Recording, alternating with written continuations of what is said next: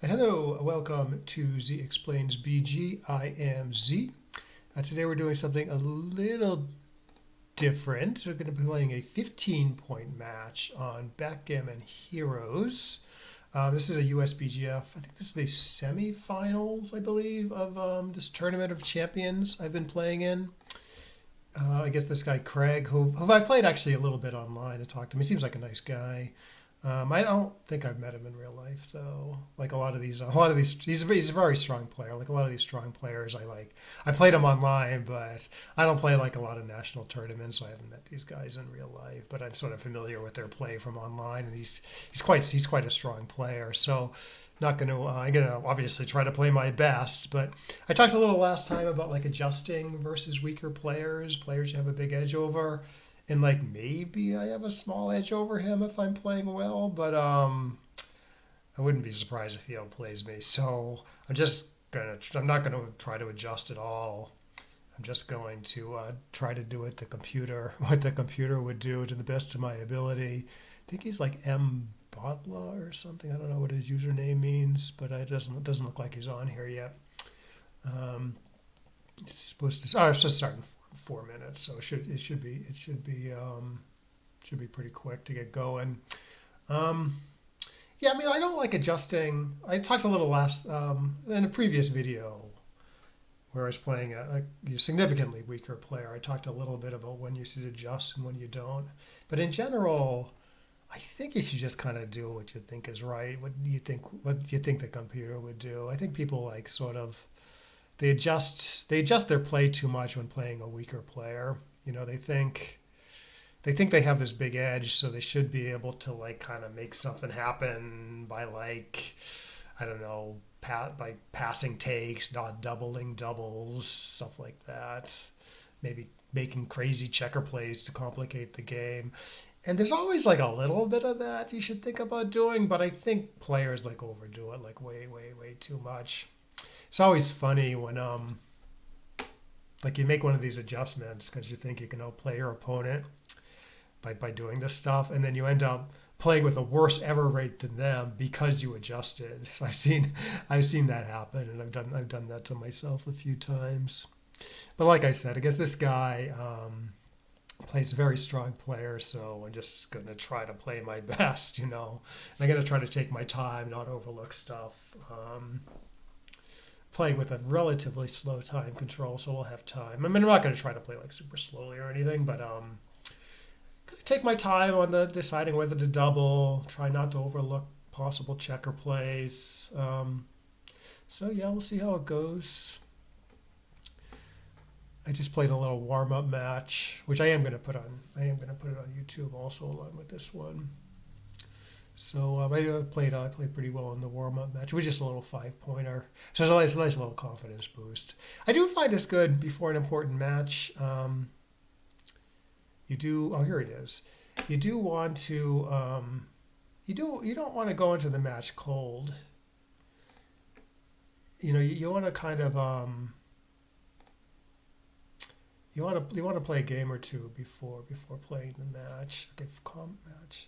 I think this is what we want. Pip code on, observer analysis off. Good.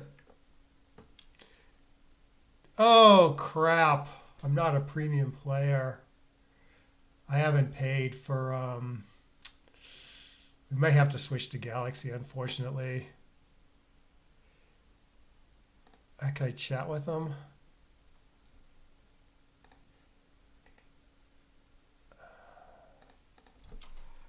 How do I chat with them? Shoot.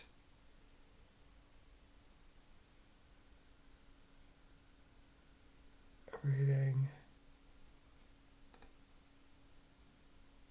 Open a private chat dialog.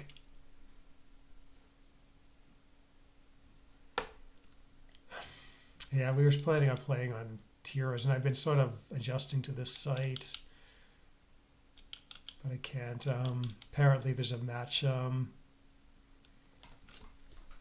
Apparently, there's a match length limit for people who haven't paid to be on the site. Yeah, I actually, it's a nice site. I would have paid. I wonder if I can join, or that takes some time.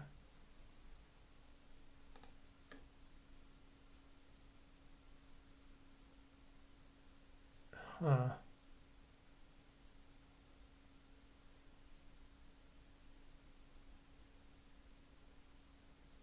All right. I think maybe I should try.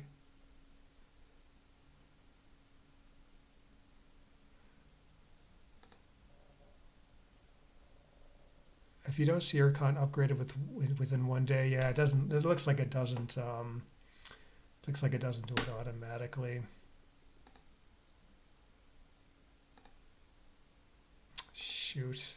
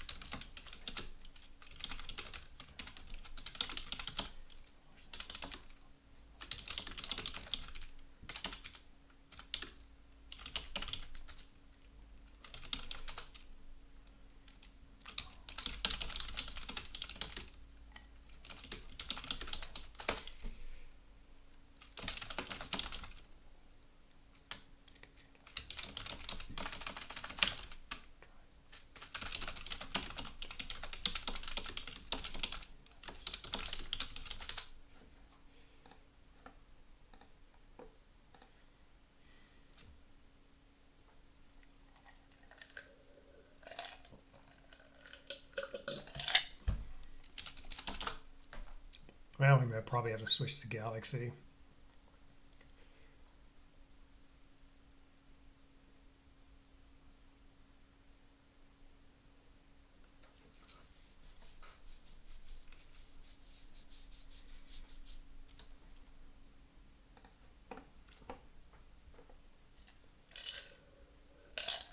That's a bummer. I was looking forward to playing on this site. Ooh, I'm not seeing anything.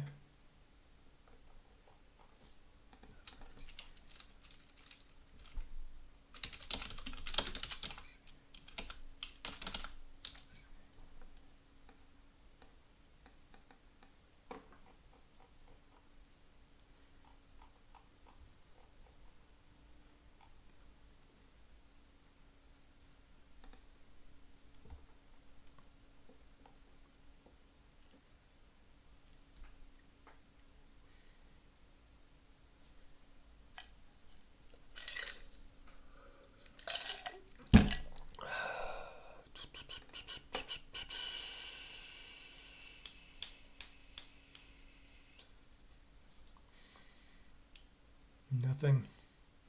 That's a bummer.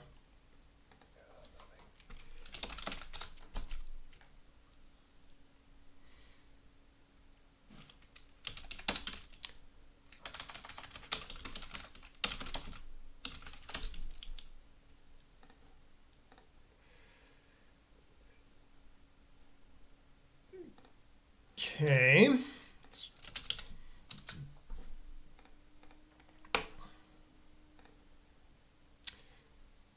Oh, I think he. I guess we can just play a normal.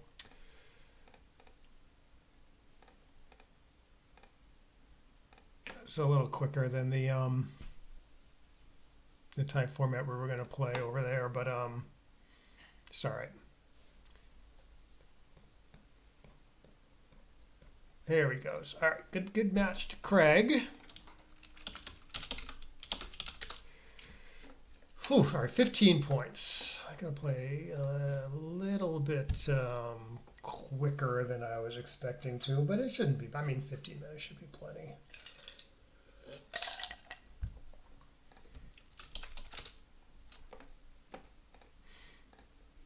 Okay, probably just pop out, not expose another blot. If there was some like 4 duplication, maybe it'd be right to slot the 5 there. But I am outboarded, so I do need to be a little careful here. This looks like probably as many shots or almost as many shots. So let's just play with 1 blot and lock up the 11. Ooh, getting away with it.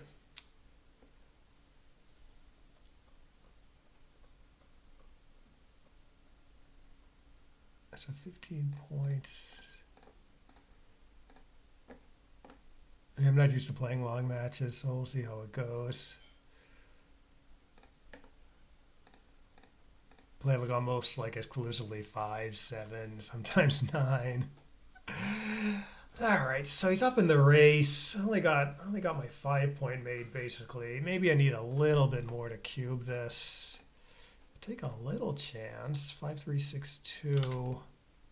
Nothing wrong with this though.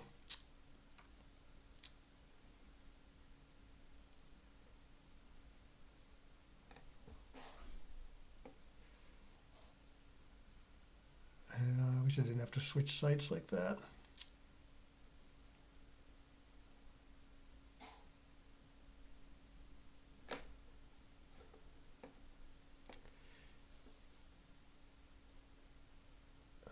Once again, I think I need a little bit more structure. Like this should do it if he rolls badly here. Yeah, so this is going to be a cube. I think he still has a take, I believe, if he plays this reasonably. Because the race is so close. In fact, maybe the double's a question, but a lot of my like small numbers like kind of attack them. So okay, so so I see they're 5, 4. I'm up 7 pips, or I could hit him. I might lose my race lead here. He's got the stronger board, so I'm not clear about this. I mean, maybe it's right to take the risk there, but because the race is so close. But the fact that he outboards me and I'm still up in the race by quite a bit led me to believe that maybe I should play safely there. He's got a tough. Nah, I guess he just runs here and doesn't get gammoned.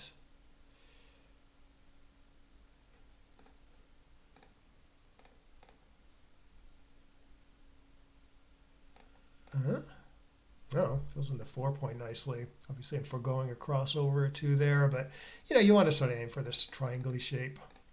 This this sort of like more on the 6 than on the 5, then on the 4, then on the 3, then on the 2. So I didn't want to come in with like my 4-point too thin there.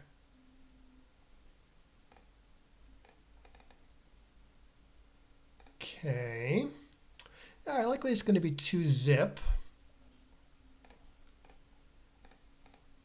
So I need to be a little careful deciding whether to double and whether to take, especially in gammonish position. But it's such a long match that there's not a huge effect, but it does, it does matter. Like you might pass a gammonish cube that you think is a small take for money, say.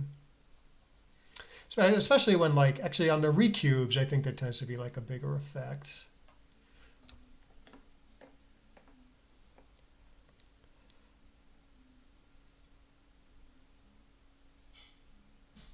Even though like it's only 2 zip in a very long match, Oh, don't have internet issues. That would be bad.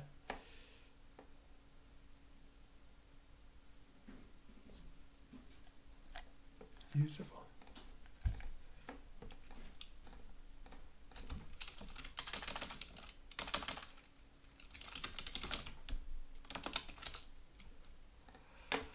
All right, this is pretty good.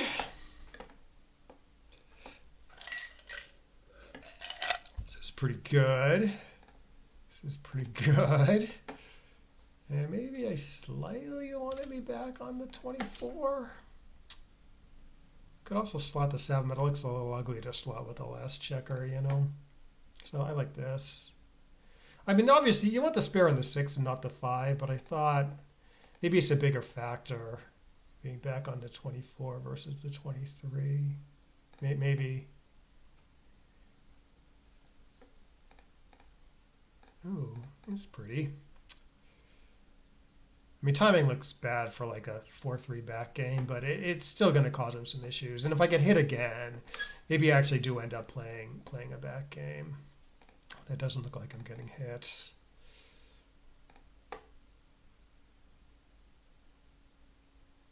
Yeah, I mean, my game, I think of this as sort of being between game plans. Like I'm not far enough back in the race to be playing a back game, but like playing it as like a holding game doesn't really look good either. But still, it's still no double because he still has too many problems coming home. It's just my game isn't that good. Like it's sort of reasonable to run here just because again the back game isn't great. Well now It's probably a somewhat bad number for him because now, well, I was going to say now I have like decent timing for the back game, but I mean my 5-5 sort of messed that up. But I am still taking.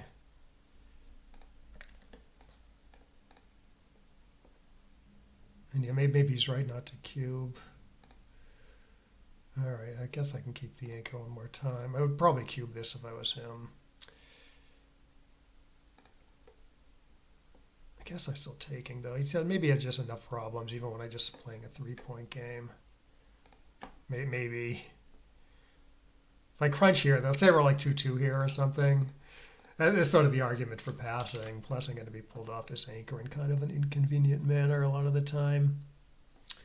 So maybe I should give him more thought to passing that actually. Although I'm doing okay here, I think. He's got that open 4-point that's going to stay open. I don't think he can pay with a shot now. Oh, I see. He's thinking about whether to strip the 6 or not. Strips the 6. A 6-5 is a double shot, although 5-4 becomes safe. Yeah, I don't know.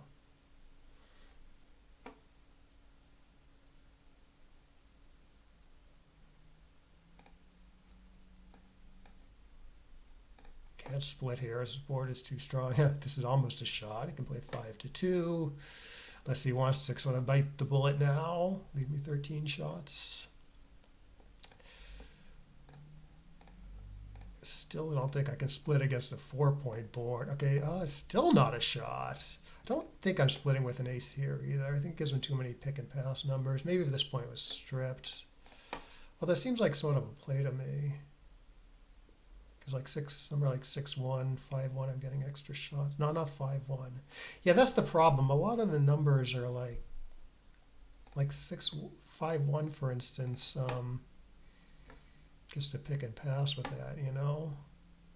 Still not a shot. Okay, so now if I roll 3-1 or something, it looks pretty good to split maybe, because he doesn't have these pick and passes with aces. Okay, I think that's the 2. Maybe it's worth it now.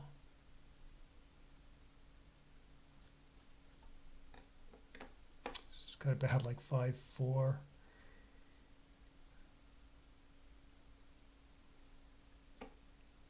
I'm not sure about this one. 2-1. Yeah, I turned this number into a decent number. I still get a bunch of return shots. It's not too bad.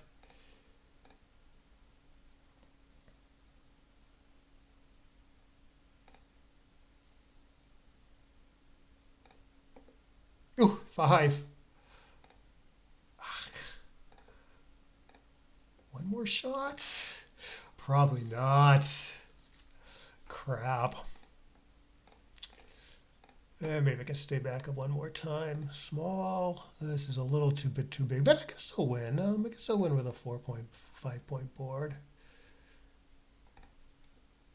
Ace. Well, I don't know if he's ripping 2 or minimizing.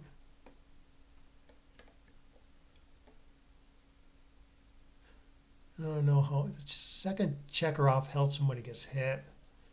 Maybe not enough though, given that I'm going to have a good cube sometimes, a turn or 2 down the line. So maybe that means I should minimize, but I don't know. All right, 2-2, 13-point match basically.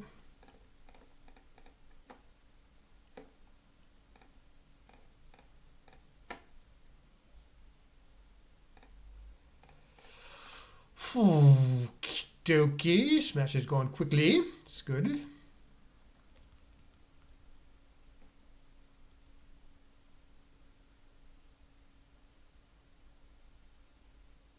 I think I will sign up for Heroes.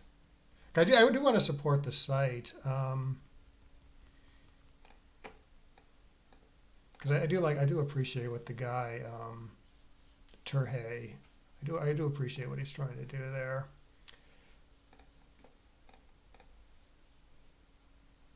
Down here I can cube. I don't think I can cube this, although I'm not too sure.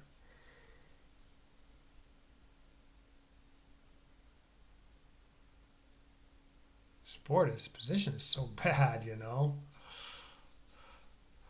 Maybe there's enough here. Seems like an easy take.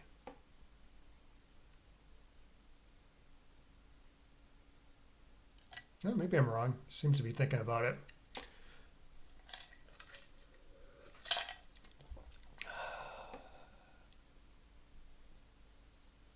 Doesn't look like that threatening to me over here. And even when things go well, he has an ace point game.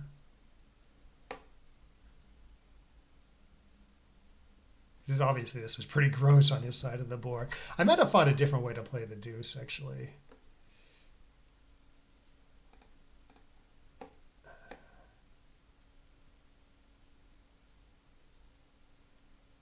None of the options look that good.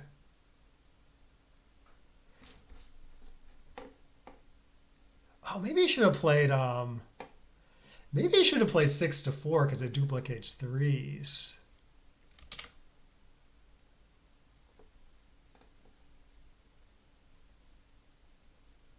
That might have been a good play there. All right, he's probably hitting with the 2 now. He's probably playing 6-4 with the 2 now. Maybe not though. He's outboarded, so let's see what he does. Would feel pretty good to unstack that heavy 6 point though. So I would play 15-10, 6-4 probably. Obviously, his play's a bit safer. Okay, I've already doubled. So a little tough for him to make a lot of progress here. So I will try this. Ooh, it makes a ton of progress. Ooh, shoot. Keeps getting better and better the more I look at it. But it's just 18 squared, 4 squared, right? There's nothing better. Oh, maybe he's thinking a little bit about 7 squared, 4 squared to keep his infield anchor, so he doesn't get like closed out or whatever. Yeah, I don't know. Okay, 3 is easy. 4 seems pretty easy. You don't want to be too exposed. 2s and 4s and 9s out there. You don't want to overlook the hit with 6-3 there. Sometimes that's easy to overlook. Not saying that's the right play with the 6-3. But I see people overlook this hit 18-9 with the 6-3 sometimes, and I've done it. I've done it more than once, to be honest. In fact, yeah, 6-3 you probably wouldn't do that, but it's important. It's important to see that. Sometimes it's right. All right, so I can make the 7 here pretty reasonably.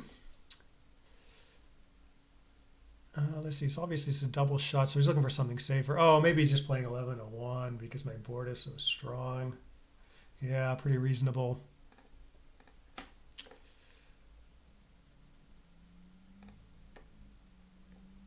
Okay, now he's got to go for it.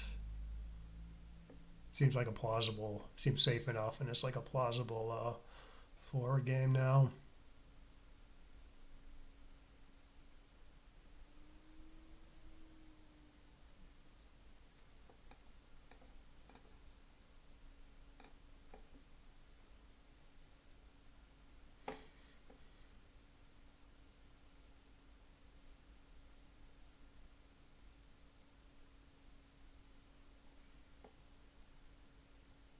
All right, so nothing other than 6-4 I'm seeing here.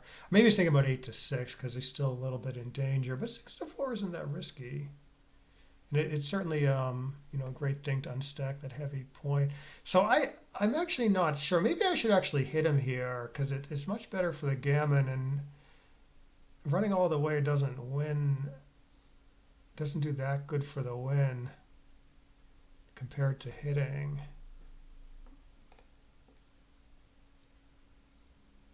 Sort of duplicates aces and 3s somewhat. Obviously, I could do this also. Could run out to there and play that. I got the stronger board though.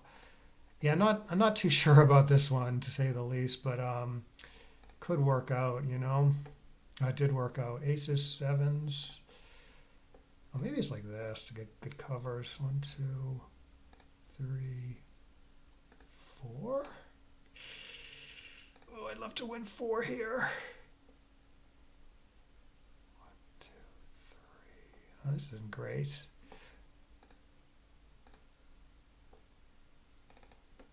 I don't know about this. Yeah, I can't really stomach the other one. Maybe it's right though. Why is this so hard?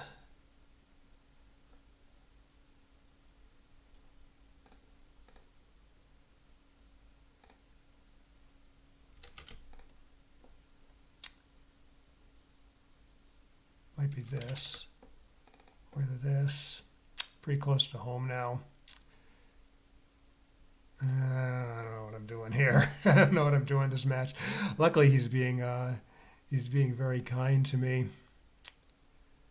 Okay, this doesn't make a point either.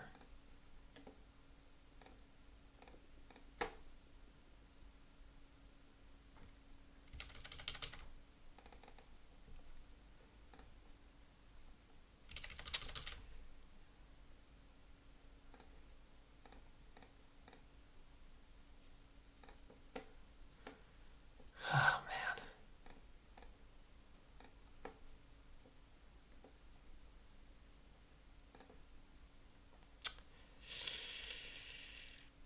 It doesn't play good. And I'm not sure about this one either. It's been a tough few rolls, but I mean, I guess I played it well enough to win, but yeah, there definitely might be some errors in there, some blunders in there.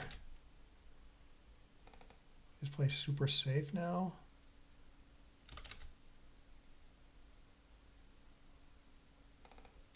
Yeah, it looks like Gamma's maybe locked up enough that I can play safely.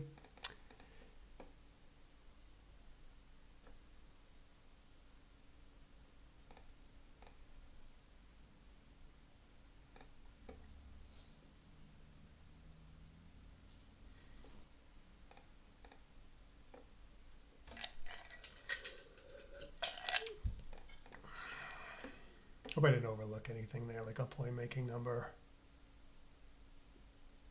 And I don't know.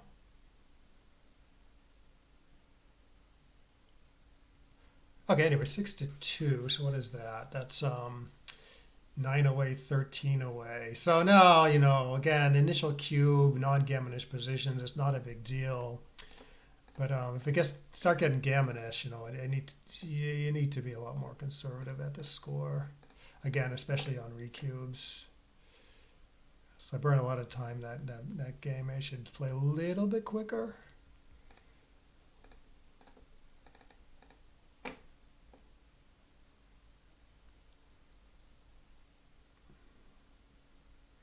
So going to the 22 points seems okay. You do want to remain. You do want to be split in the backfield here. So I don't know what else. I mean, you could come in and hit, but I don't think that's right. Yeah, so this seems pretty clear to me, actually.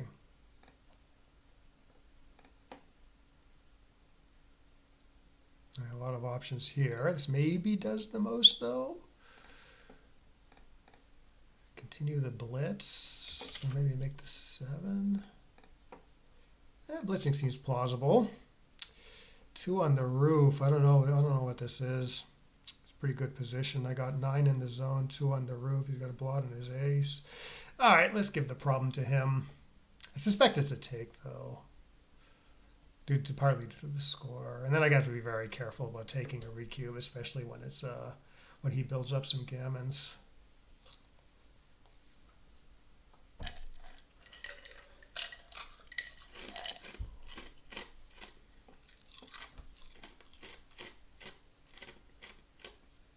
Okay.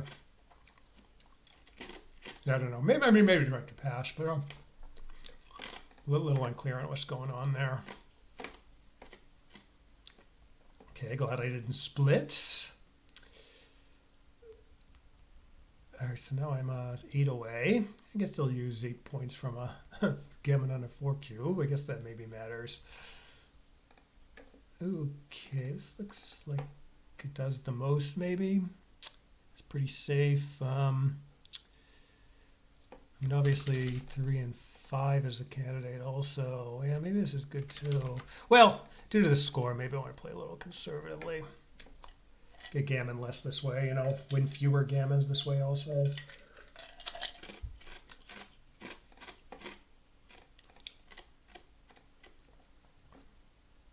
I might probably cube this. Yeah, it's not clearly going to be a take, so that's probably a pass. I don't think it's too good. Oh, he did take. Interesting. Yeah, maybe I should have thought about that more, but I don't know. This is a pretty powerful position. Maybe he's taken due to the score, you know. Yeah, that'll be interesting to look at with the computer afterwards. Our 2s and 10s will hit him back if he runs. Assume this is better than making the 2. Oh, I can go after him again. Oh, I don't know. Okay, so best for the gammon, but he hits me back and could get gammon myself. This is pretty hard for him to win. Although he can hit and then attack, although then he's sort of, I don't know. Or I could just jump out, you know, play sort of safely. Actually, this is probably better than making the 7, I think. Not sure about hitting versus not, though. Seems like a lot to give up.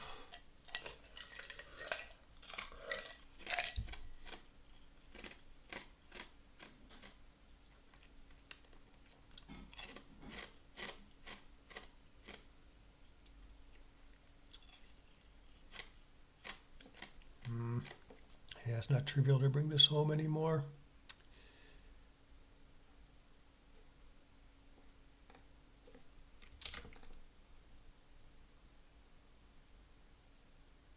Yeah, so possibly I should have went after him with that 6-1 or made the 7. It seems like a tough play at the score.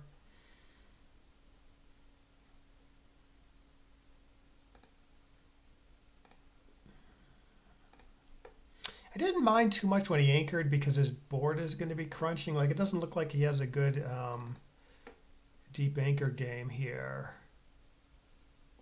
So like I thought the downside from letting him anchor was like less than usual. Well, maybe I just leave him 5-5, which sort of wins anyways. Unfortunately, the 2 doesn't play great. Well, at least I got off that point.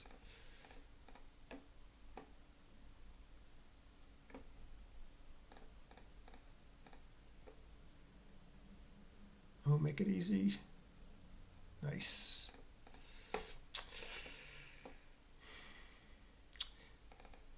I'm also worried about upping his gammons because he doubles me to 4. I can certainly lose 8, and that would be a disaster for the score, you know, going from 7-2 to 7-10.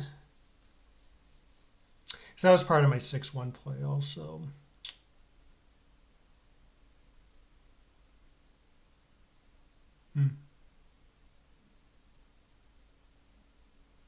All right, so I win 2. Okay.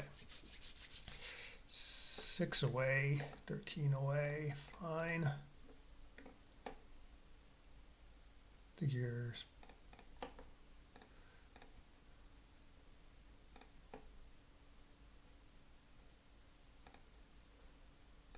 I think the computer does this, even though it always looks wrong to me.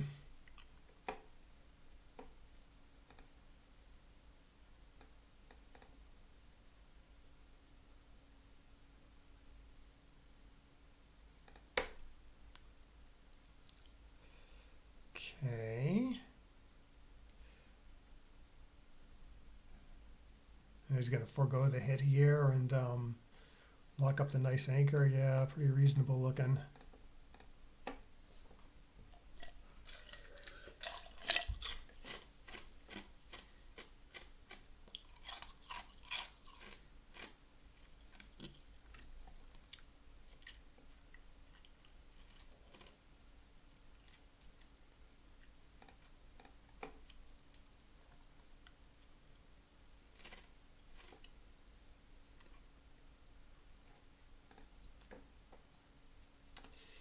Guess just this locks up a nice point.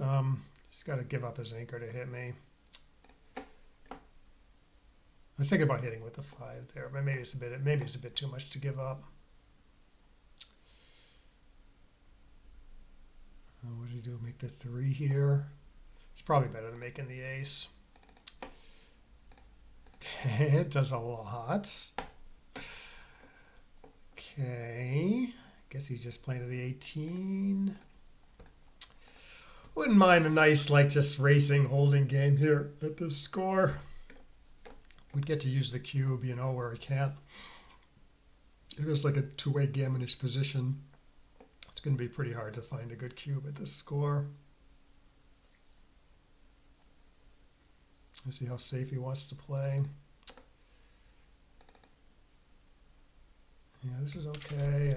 It's not really a great shot leaving play. I guess I could do this, slot the 4. This looks a little cleaner. Ooh, so 122, 137. It's no double, even at the score. Should be like even in non-gamonish positions, he should be like a little aggressive because it's hard for me to get in a recube to 4. Again, even in non-gamonish positions. But I don't think it's a huge effect for initial doubles.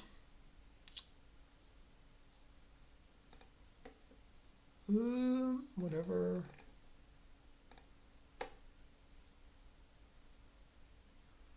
Don't know if the midpoint's doing that much. Guess I could consider leaving a shot there because it's only 1-5 that hits, but I don't know. Nothing wrong with what I did.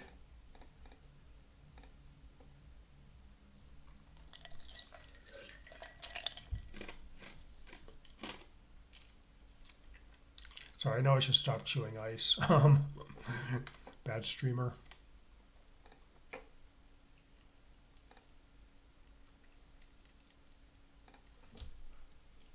Oh, okay. Yeah, okay. Double's okay. Seems like an easy take even at the score. Because he has, you know, bringing these 2 guys home isn't going to be trivial unless he rolls 2-2. What did he roll? Oh, 2-2. 4-3.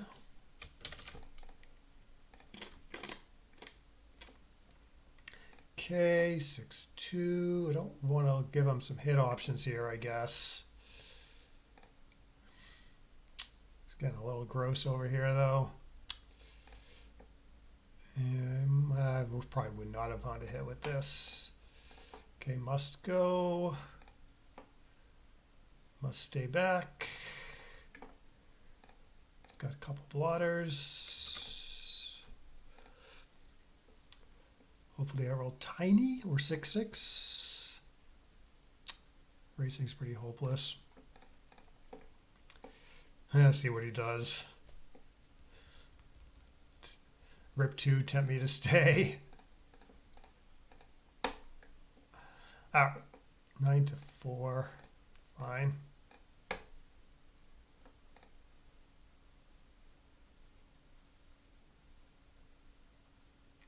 Least I can do.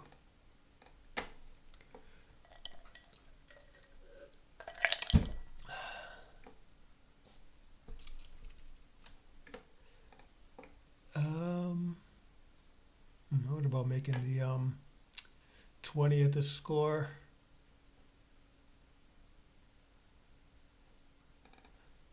Yeah, do a little hybrid. Usually I think I make the 4 and the 11 there, but due to the score, I think I want to be a little more conservative, but maybe not so conservative that I forgo making the 4. That was my theory anyways. Ah, good, at least I blocked this a little bit. So what was he doing? I don't know, making the ace and then with 3 of them? That doesn't look right. So maybe it's, yeah, it looks all pretty ugly, but keeps the midpoint. Doesn't leave any shots. Might double this for money, but I don't think I want to cube this at the score. I'll see what it looks like after he plays.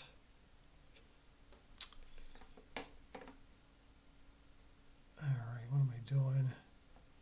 Should I slot something and then double the misses? Or just play ultra conservatively?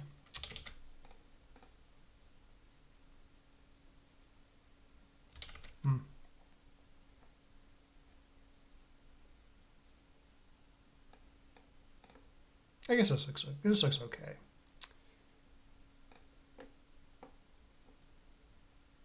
I got away with slotting. Okay, he's up in the race, so he should do some split play.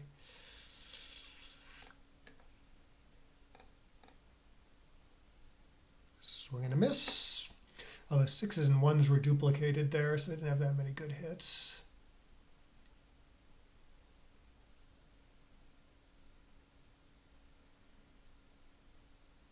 Yeah, nothing wrong with 18 and 10 here.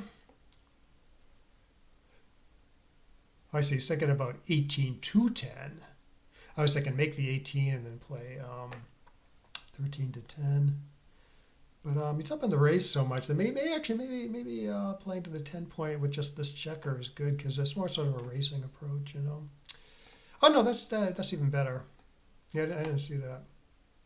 That's a good play, I think.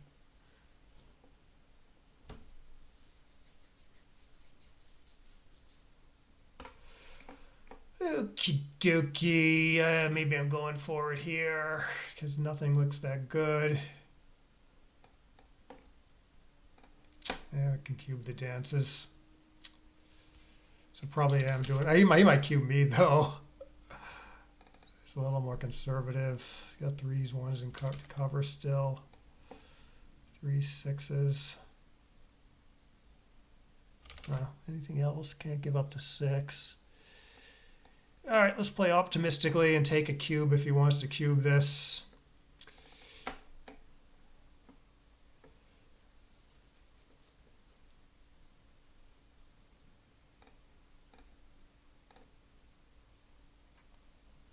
This is a pretty productive 2.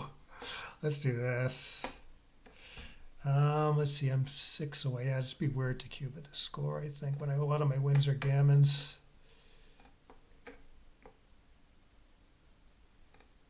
And he still wins a fair amount.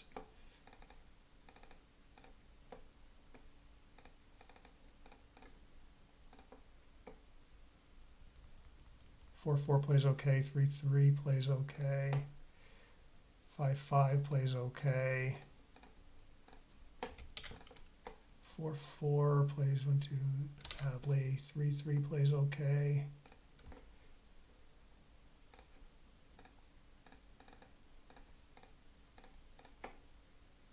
Double 6 is a blot.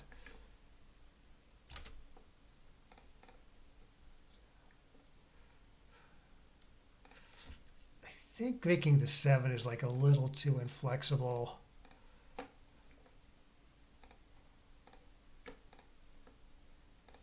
This is all I got, right?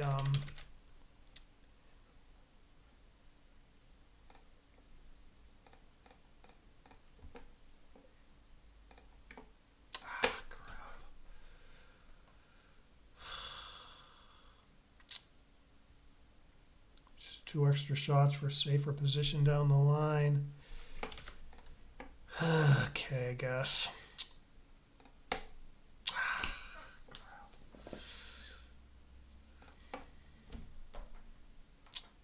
I think I played it okay though.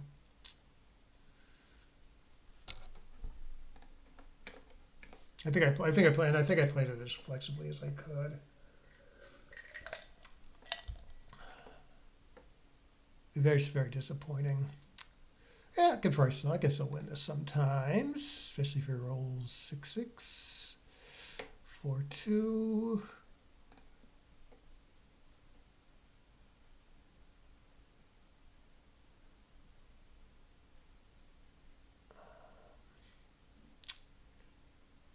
Kind of looks like it should hit me with the 5. Not give me this free jumping chance. In fact, if I roll, actually all my 4s hit pretty effectively. Because I have okay spares over here. Maybe you might be thinking about the 2. So I don't know, 12 to 10, you know. Gets more covers, gets better builders.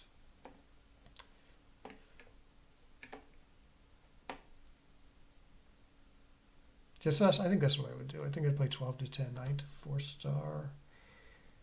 But 9 to 4 star, 9 to 7 is okay too. It's only, there's no extra shots in the outfield that way.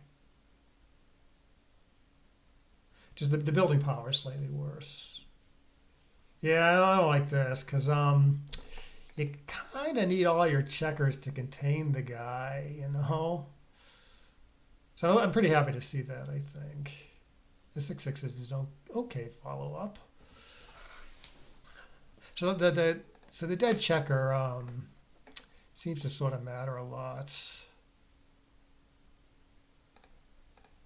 That might be too good again. Or a double pass. See, 6 5 6 4 6 3 6 2 6 1 is a blot. 5 4 5 3 5 5 2 5 1.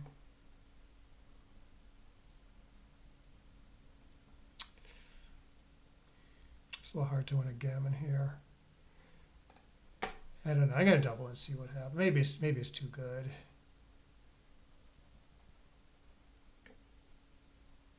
I just worried about like the blot numbers, and then he hits me and then redoubles me to 8.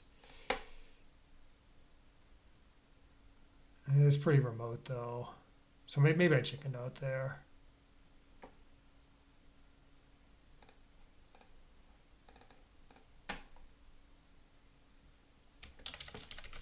And 2 could stay back on the 20 maybe.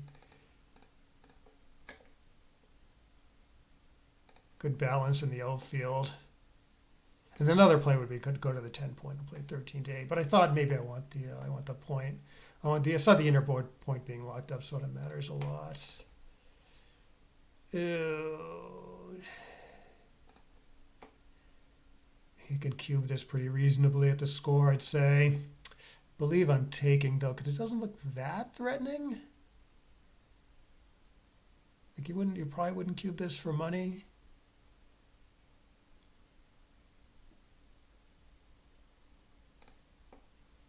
If I didn't have the 3 point locked up, I would pass this. Oh, I should have passed it anyways. Oh, ace to get back in it. Oh. Whew. Well, that was a pretty fluky sequence. I don't feel too bad about taking.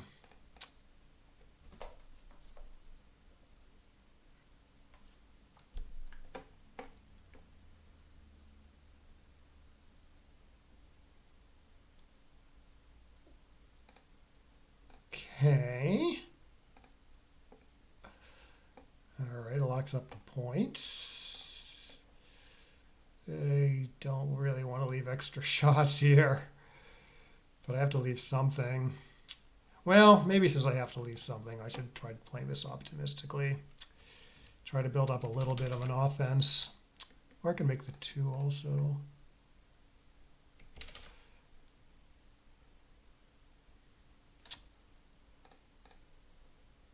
It's going to screw up my timing though.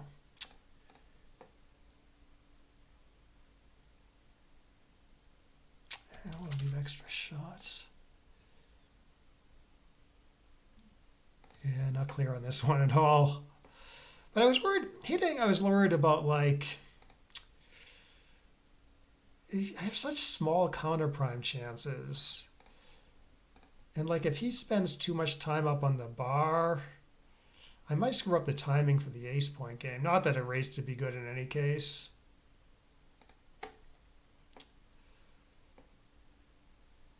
Like here, I don't think I really want to hit him, even though I have some counter prime chances. Just because like when I can't counter prime him, like my ace point game is going to have very bad timing.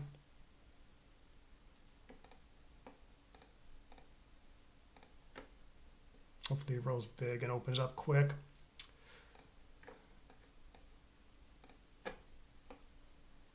Yeah, it's rolling pretty big. Maybe it rolls this one more time. Well, that is just an indirect 2-1. So I will hit him. I need that 6. Need that 6. Not like that.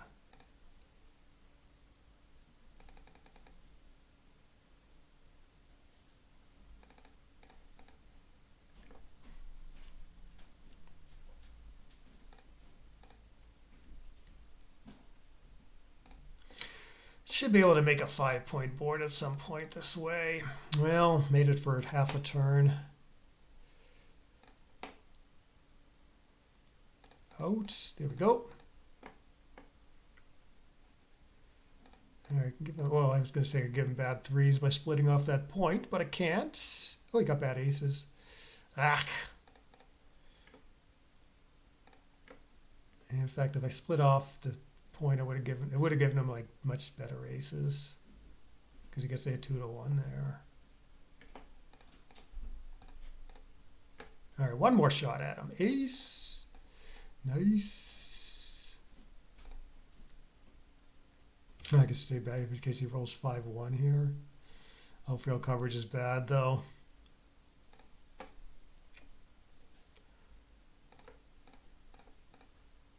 No idea when to recube him. All right, if I want to hit him, this is the play. That's pretty nice.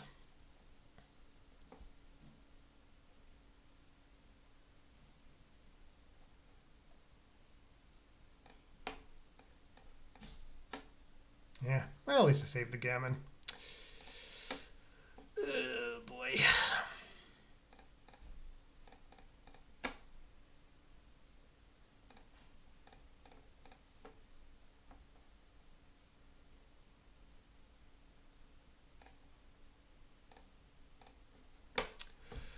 All right, what is this now? 11-6, 4 away, 9 away. Okay.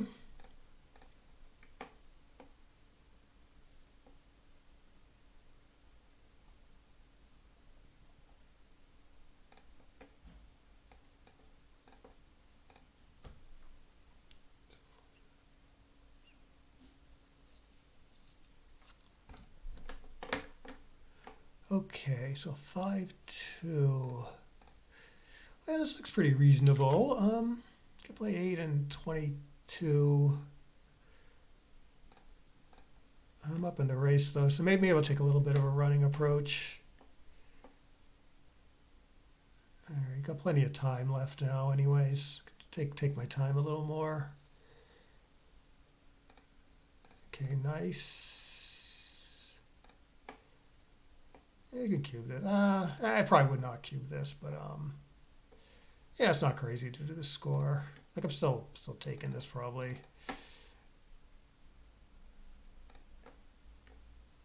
Six.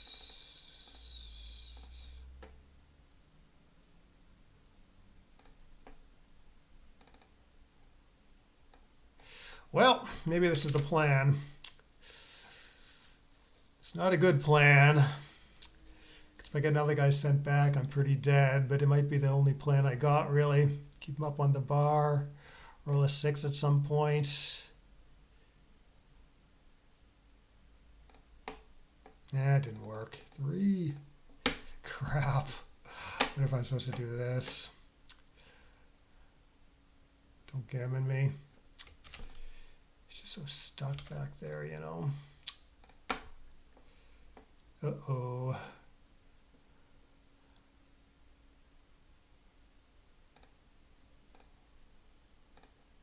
I got to keep him from making that 6 prime.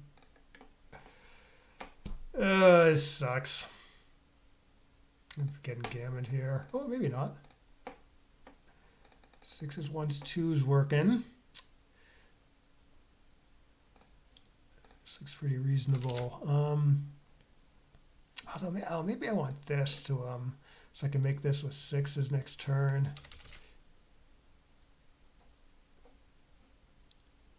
Yeah, let's try it. pretty tough game no matter what happens. 1, 2.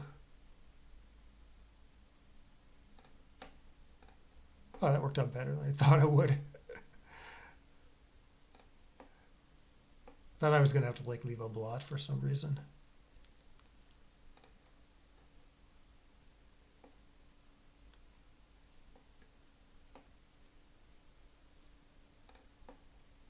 Ah, 6. Well, if I do this, if I can anchor there, it's pretty good, even if there's 3 checkers back. I am sort of exposed to being attacked, though. It doesn't have any real builders there. So this should win the most. Might get gammoned a little more, getting hit a little more anyways. But it's like a major coup to be able to make this point, you know? Like I got some win chances, and it's hard for him to gammon me now. Especially if I roll another ace.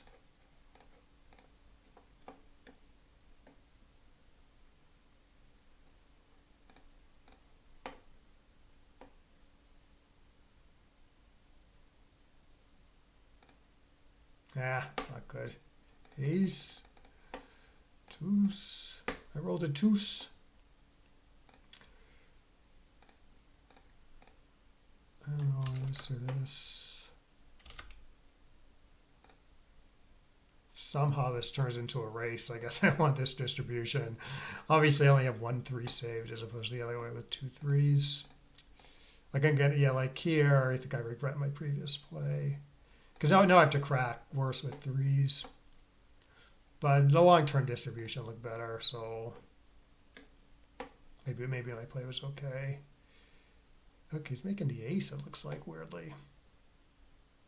At least that's what he should do, I believe. Unless he wants to, like, break in the middle and give me a bad, like, 4-1, 4-2.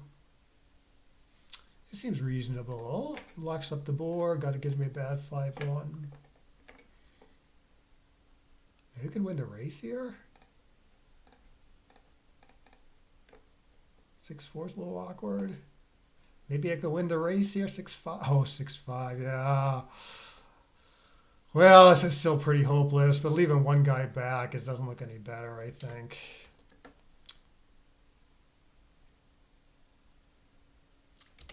I don't know. Get gammoned a little bit if I stay back.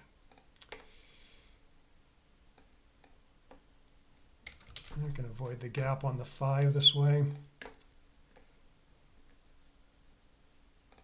Take point. Actually, I think his take point tends to be around. Let's see, it's 4 away, 9 away. I think his take point tends to be around 15 or 16% here. Not that it matters really, but just if I happen to turn this around, it's good to know. Well, it's no joke if I roll another set here.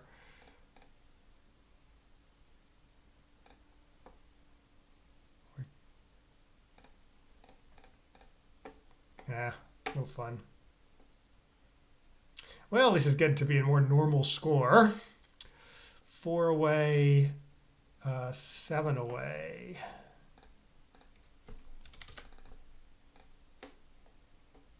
More familiar score, I should say.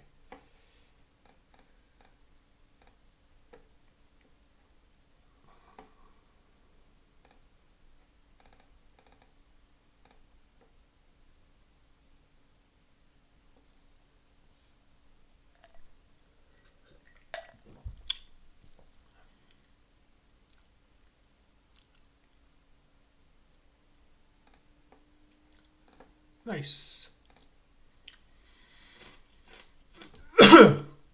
All right, decent sized timing edge here, but obviously not enough to cube unless he does something crazy.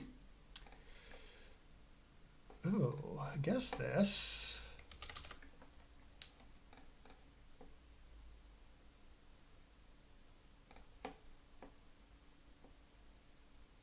He's going to attack me.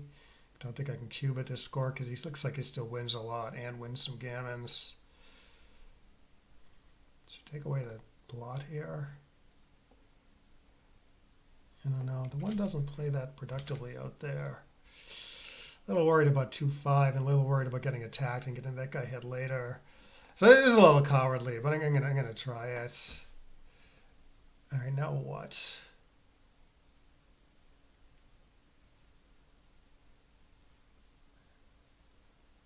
Seems like I don't know. Seems like a money pass, maybe a solid one, but a little unclear on what's going on at the score. Like I feel like he still wins a bunch.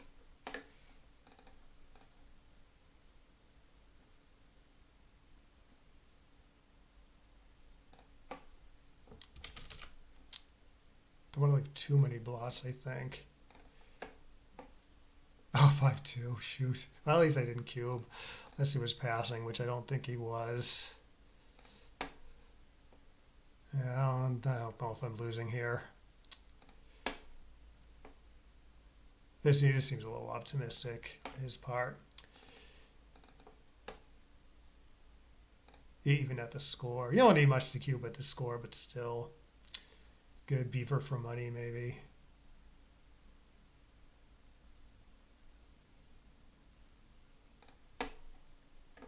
Oh, oh, I don't like this. 1, 2, 3, 4. Gross. All right, how about 1, 2, 3? How about this? Yeah, okay, if he dances, I can hit this guy. 6. Okay, cannot build a point, right? So this isn't too bad if I play it like this. See, his take point is pretty damn low at the score. 2 away, 7 away. It's 2 away, 7 away. 15% or something.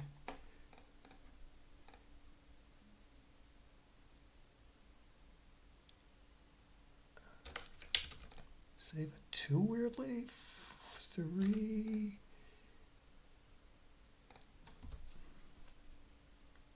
Yeah, I think it's like 15 or 16% probably. So, may have a good cube coming up. Put the match on the line. All right, let's take a good look at this. Now I'm only up 4, yeah, so it's a money take, so cannot cube this. I'm looking at this score, right? He rolls like a 1-2 here.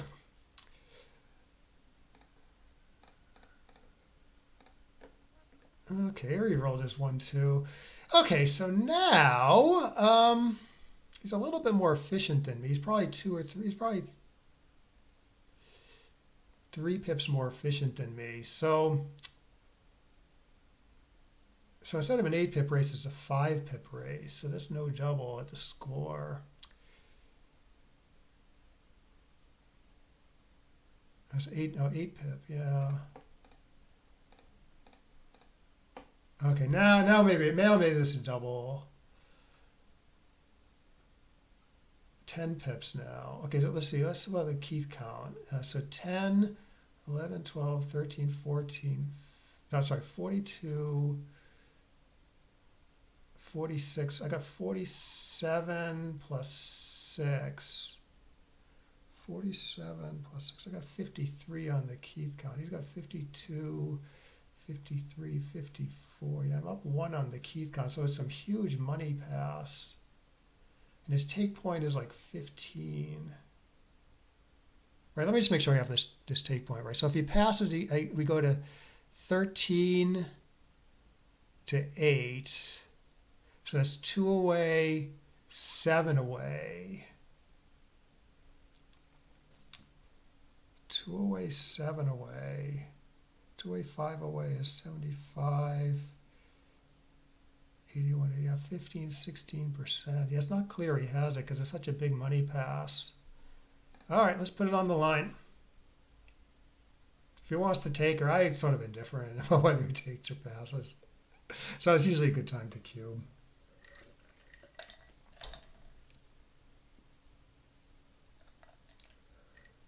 Okay, probably Probably he's right, but I don't know. And I don't think I missed a cube there. Because it might be a take when I cubed. Well, 8 in the zone, pretty easy money take, but obviously got to be pretty careful at the score. Let's see, he's 7 away. I mean, that's not a huge deal. I got no other blots. All right, I'm actually going to make my stand here. I think this isn't even a money double, and if it was scoring 4 away, I would pass. But I think the score isn't enough of a deal. I wish I passed now for sure. No, duplicate 6s. 6s, 2s out there. 6s, 3s to cover. 5s, 1, 6s, 3s. Ugh, I don't know what to do.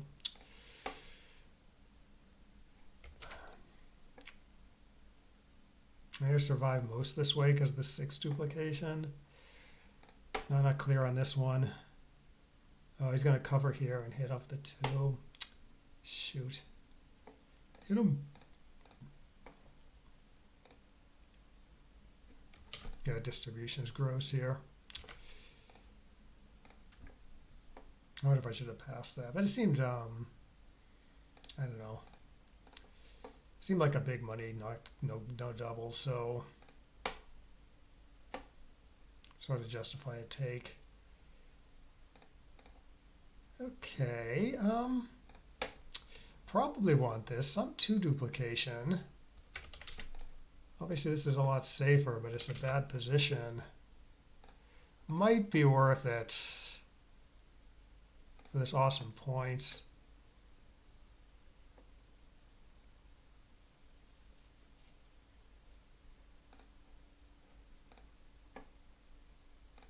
Good. Hits me and makes the 9 or plays 9 to 5. Makes the 9. 3-3. 2 points, stays open for another roll at least. Although I can make a 7 point. That's pretty good. Ooh, I got this ace deuce game. It's a bad game, but at least it's a game, you know. See how he plays this one. He could play 9 to 8 pretty safely. I mean, like, I don't know. I guess maybe I'm forced to hit him with a 6 because the game plan is just bad otherwise. Okay, plays it a little more conservatively. So I don't know. I mean, best for the win is probably this. There's this. There's this. Or this even. I don't know.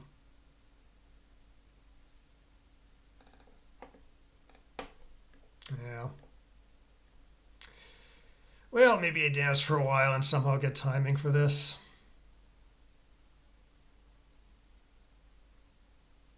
Stupid ace deuce game. These tend to be very bad back games because he can just, it's easy for him to kill like a 6s and 5s.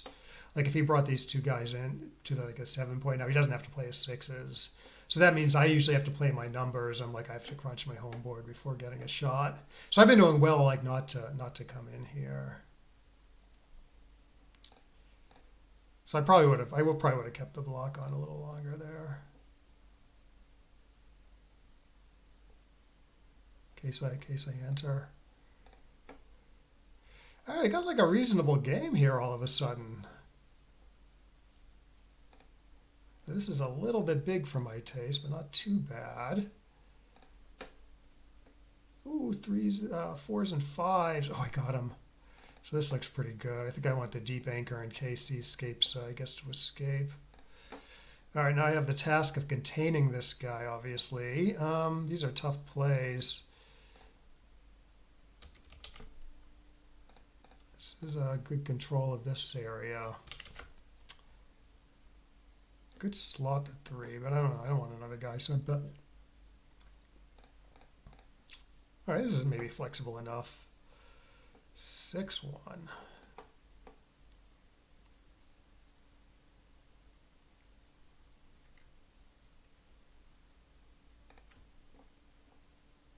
Make a good point. Ugh. I don't know now.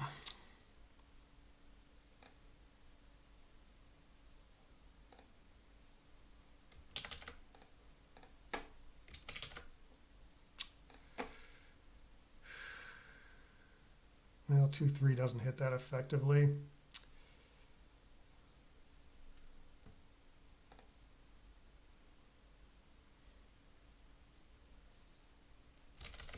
I don't know. Just go to the 5 point, obviously.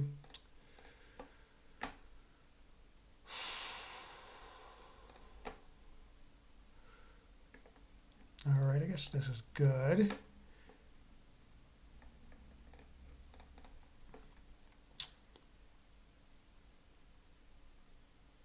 I just don't want to give him extra attack options down there. Oh, he's being very kind to me. Okay, I need does not hit to. Ugh, let's hope he doesn't roll a 6, I guess. All right, what else? This is great outfield control, but he's out on 5s and 6s. And it's a little hard to follow up when missed, like when he rolls badly. All right, I guess I'm gambling it all on him not rolling a 6 here.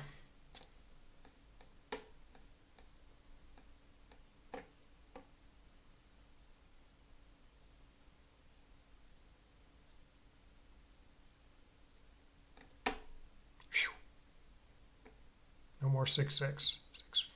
Okay, I guess I'm doing this, right? I can't let him out. Actually, there's no other option really. Oh, be fluky to get Gammon from here. Okay, at least he's not rolling a 6.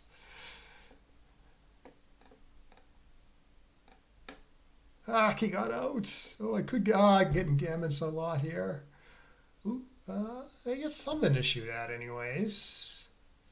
Or maybe he's. I guess he gets to stay back on the 14. Oh, it's disappointing.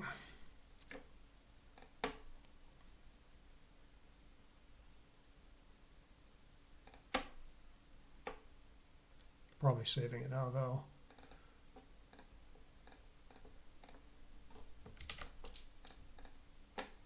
Good.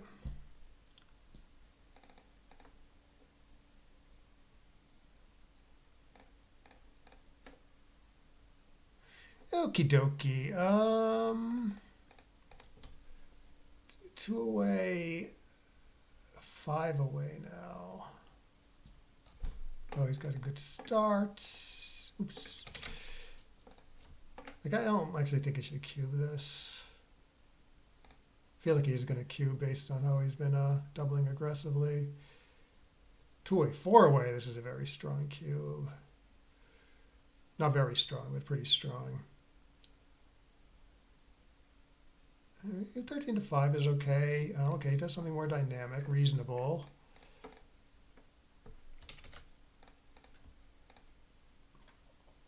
Could cube this probably. I am taking though.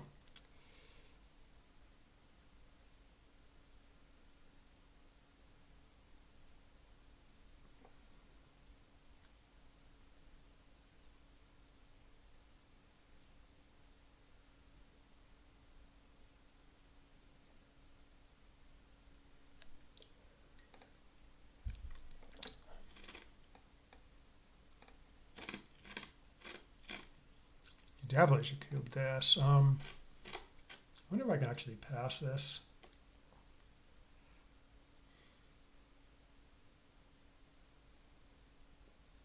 I guess I should take.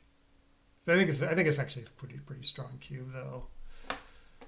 Like it's, you can like arguably like cube it for money.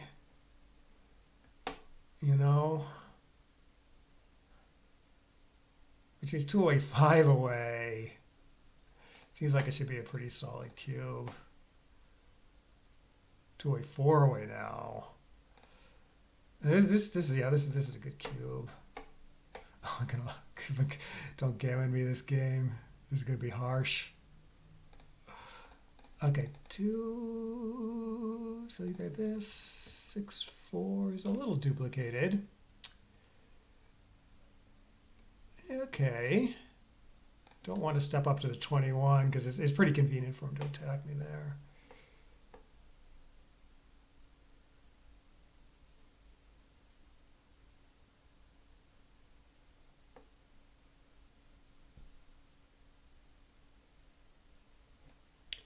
Okay.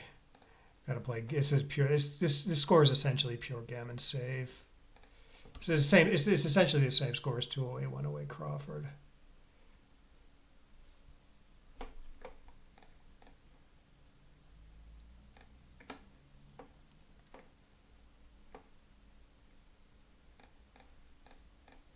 Gas.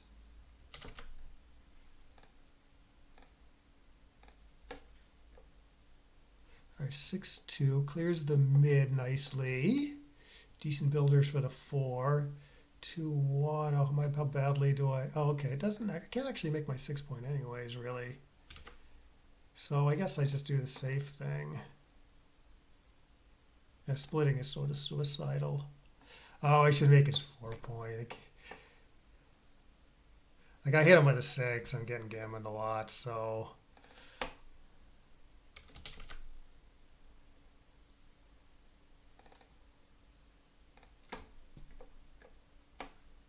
I guess his play is, you know, good structure also.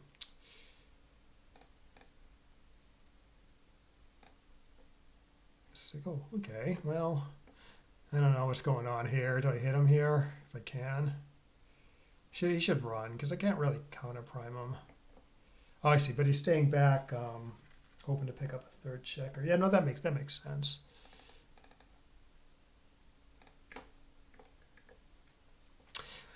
Well, he's running now, so if I can cover the 6, I mean, that gives me a plausible forward going chances. Unless he wants to, like, break the points.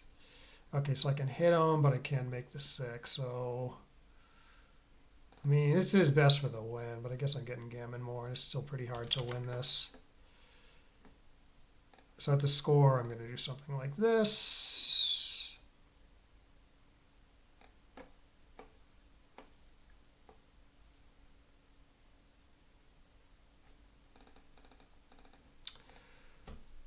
Still got some chances here. The point is I'm not getting gammon much at all. Live to fight another day. Maybe there's something better there. No, I want to kill my 6s there.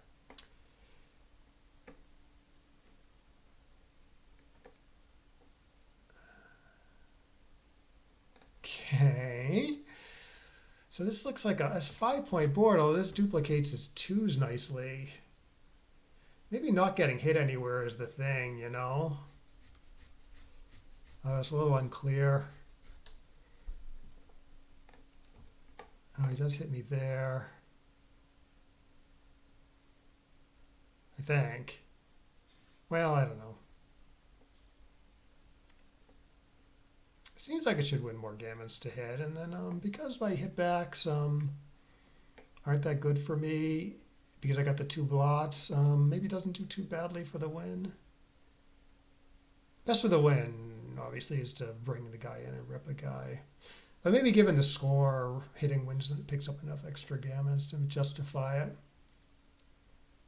Given that my board is crap. That's my inclination anyways.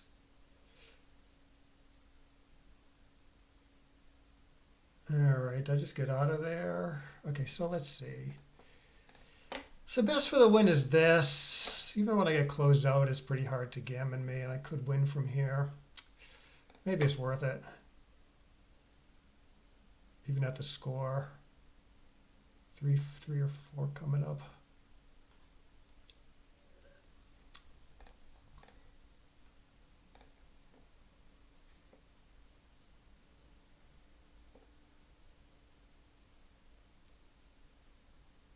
Still got 12 checkers left. All right, now I gotta go. And in fact, maybe I stayed one roll too long there, given the score. For money, I think it's clear to stay, but gammons count so much at the score that might have been right to go a turn earlier. All right, 2-away, we're down to double match point after all that. Yeah, nice comeback so far by Craig, but it ain't over. It ain't over yet. All right, this does dupe 9, so maybe this is okay. Good building power when it works. The one-man back versus 2, like maybe should do something else. And my gut says to do this against a 1-point board, you know? And then either of us can double at any time here, obviously, because 2 away, 2 away. I don't want to forget.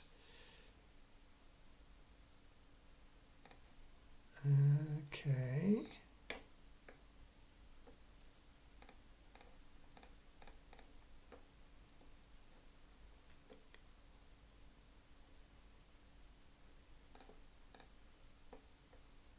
Running to the 18 is okay here too, but not really up in the race, and it plays so cleanly on my side of the board that I wanted to try this.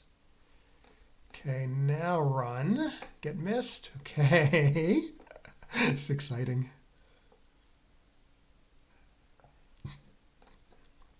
All right. 6-6 is a blot here. Well, this is best for the race, but maybe this is okay for the race, actually. Keeps more blocking structure in place longer while the race is close. All right, see, not really up in the race here because he's on roll. So maybe I should do this. And he's got the further back point. So maybe the timing's a little against him. The problem is I have this extra point on my outfield though. So maybe I have more problems than he does, but it's not clear.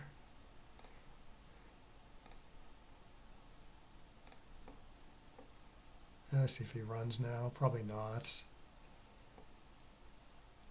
At the 2 blots, but if I can hit and cover the 4 point, I'm pretty happy to do it, you know.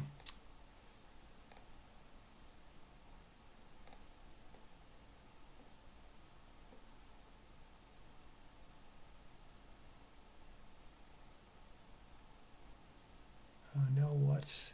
I can make the ace point weirdly.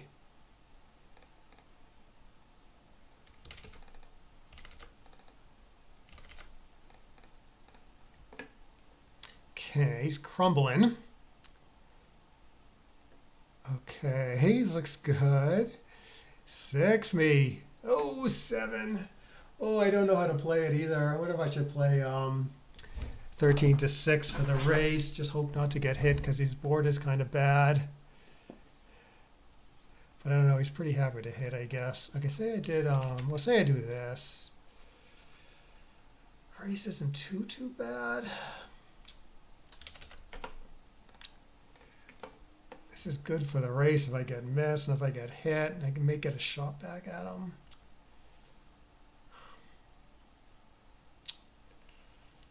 Still. 6-6 is even a shot.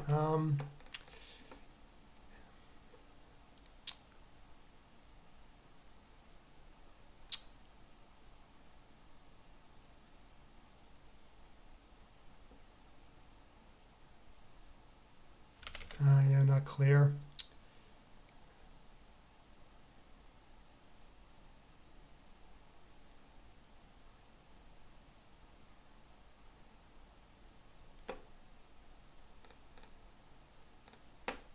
Yeah, I should have done the other one, apparently. It sucks. That's disappointing.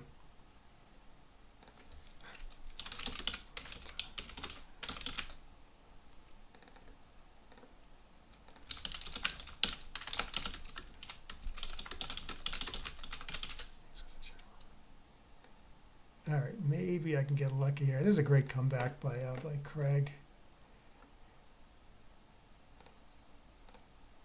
I feel like I played okay though overall. We'll see what the computer says.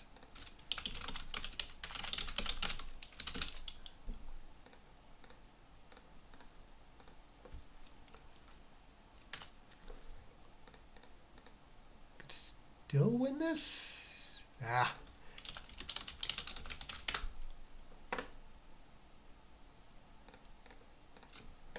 All right, let's see what the computer says about the error rates here. Get disappointed if I played bad. Oh no, I played great. Okay, no, I feel fine about losing now. Um,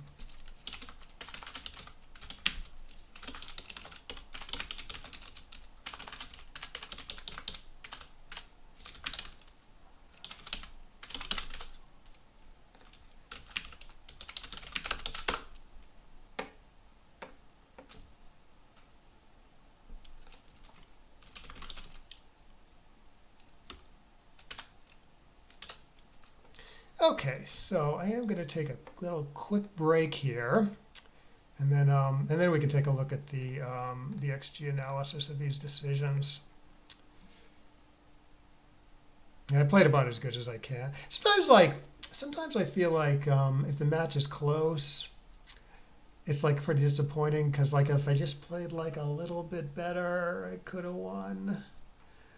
But I feel like I mean I played better than my normal PR by a decent margin, so I feel like I played sort of well enough.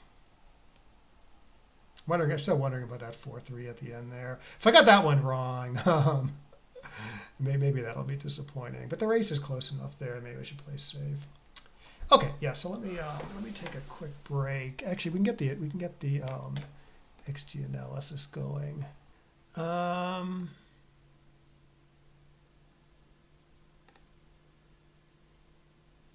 2-1. Yeah, okay, yeah. So one funny thing, slotting actually like maybe wins slightly more here, or at least it wins more gammons here. So slotting is actually the right response to an opening 5-3 at certain match scores. The scores where you like need a gammon more than your opponent. Often you can slot with a 2-1 here.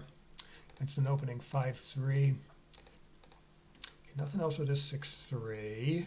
Nothing is great, but there's no real duplication argument, so I just do the normal thing of popping out. Computer slightly prefers running to the mid rather than building some structure and running to the 18. Looks a little weird to me. I don't really fully get this. Like, my reasoning was that this is like probably almost as many shots as this. And like this is 24 shots. This is, let's see, 14, 15, 16. Oh, this is only 16 shots. Actually, it saves quite a bit of shots to do this because there's a lot of 4 duplication. 6-4, 4-4 duplicated.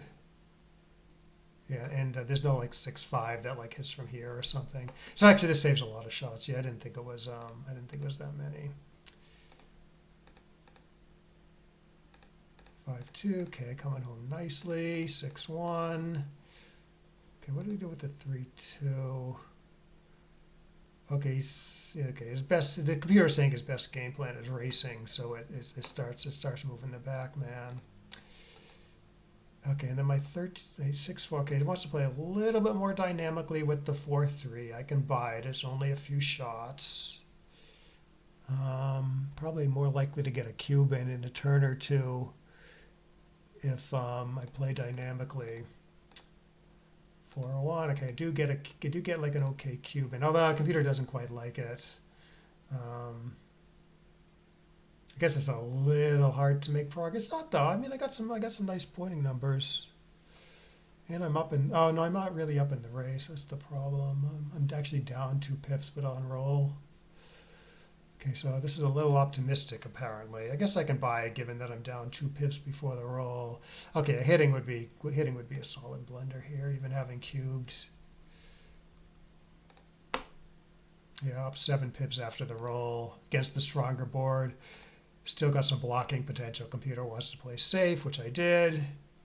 5-5, and then I just kind of blow past him.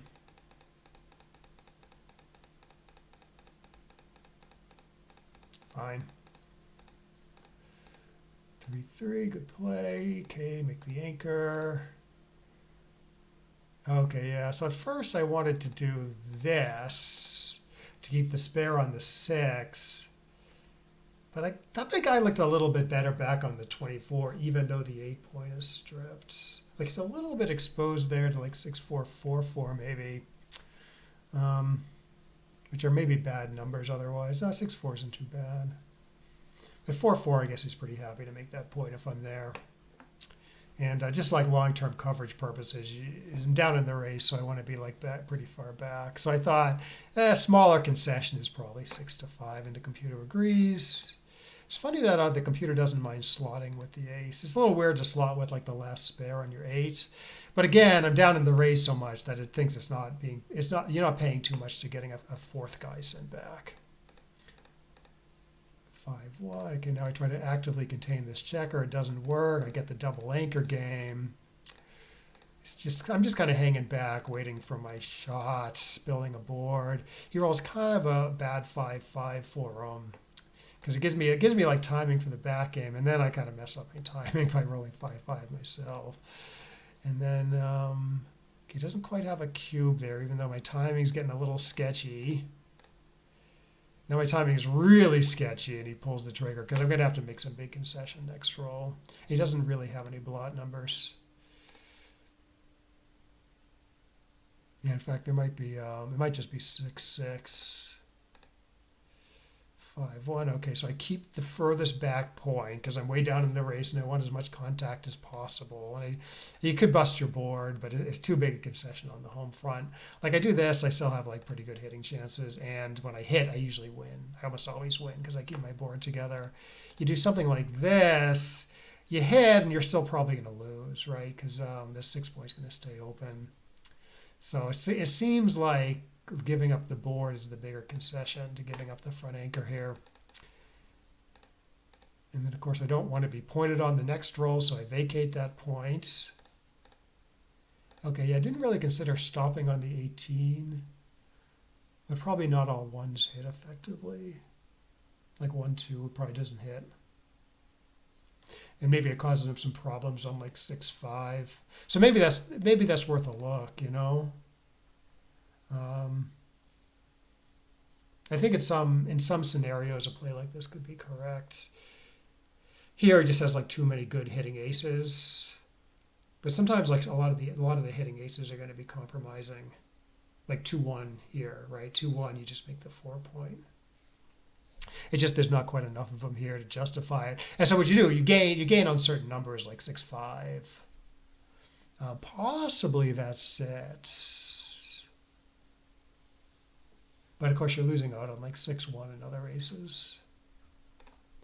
Sometimes it helps to like actually go through all the numbers and see count up the numbers you gain on and count up the numbers you lose out on.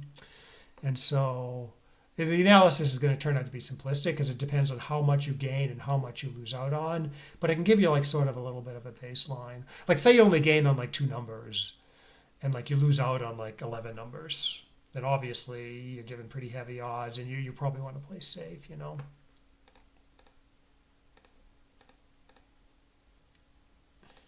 15-11. Okay, hang back.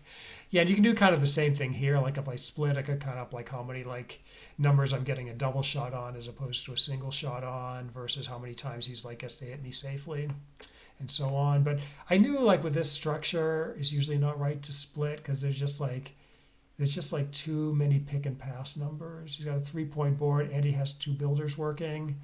So my experience told me that like it's too many pick and pass numbers or pointing numbers. 4-3, similar here. And here, yeah, so here I didn't have a good reference. Like here maybe I should, because I don't have a good reference, maybe I actually should have gone through the numbers here and counted them up. You know, like you do this, say do my play and say, oh, okay, well, you know, I go through actually all the numbers 6, 6, 5, 5, 4, 4, so on, and the 6, 5, 6, 4, 6, 3, 6, 2, 6, 1, 5, 4, 5, 3, 5, 2, 5, 1, and then count up how many numbers I'm like effectively getting hit on, and counting up how many numbers that I get like a double shot instead of a single shot on, and then maybe that would give me a better handle on this. So that might be a good exercise, you know, if you haven't done that before, and maybe you can see that splitting is wrong here based on those counts. I certainly do gain on some numbers here, like 6-1, for instance, but maybe there's just not a ton of those, you know. I thought on 5-4 I probably gain on also. Yeah, even though this 5-4 is still pretty bad here, but it's maybe worse the other way. Not that clear though. Yeah, huh. 3-1, right? Similar stuff here. You can split, but it looks like a lot of pick and pass numbers. All right, now I run, and do I end up getting another shot? I do end up getting another shot, but I miss it. Okay, so then it's 2-2. Let's see, 5-2. Okay, yeah, this play did definitely look suspicious, playing 8-6, screwing up the distribution. Computer apparently wants to split twice, get blitzed a little more, but keep good structure on his side of the board. And if he gets away with this, maybe he can anchor a hit back. I thought maybe something like this would be okay, right? Because of the 3 duplication, right? I have 3s to hit him on both sides of the board. But the computer just sort of wants to do a more normal looking thing. I'm splitting everywhere at some risk. And then, okay, it gives me like a decent cube. And the 16-10, what does it want to do? Oh, I didn't see this. Oh, this is clever. It duplicates 4s everywhere. That's cute. Yeah, I wish I saw this. All right, like his 4s, he's maybe not even supposed to hit with. A lot of his 4s anyways, because he's supposed to make the anchor because he's against the stronger board. So here he sort of has good 4s and 5s, Yeah, I wish I saw that. I roll 4-4. Okay, yeah, the computer wants to take a more optimistic approach here and hit on stacking the heavy 6 points. Yeah, his play isn't great because, one, it doesn't hit. It leaves the big stack on the 6 and has a bunch of shots anyways. So computer wants to take a more dynamic approach. Great when it works. And I roll 4-4 again. Okay, I know, I did see. Yeah, obviously the first 2 is to make the 5, and then you got 2 more, which I chose to run with. Computer agrees.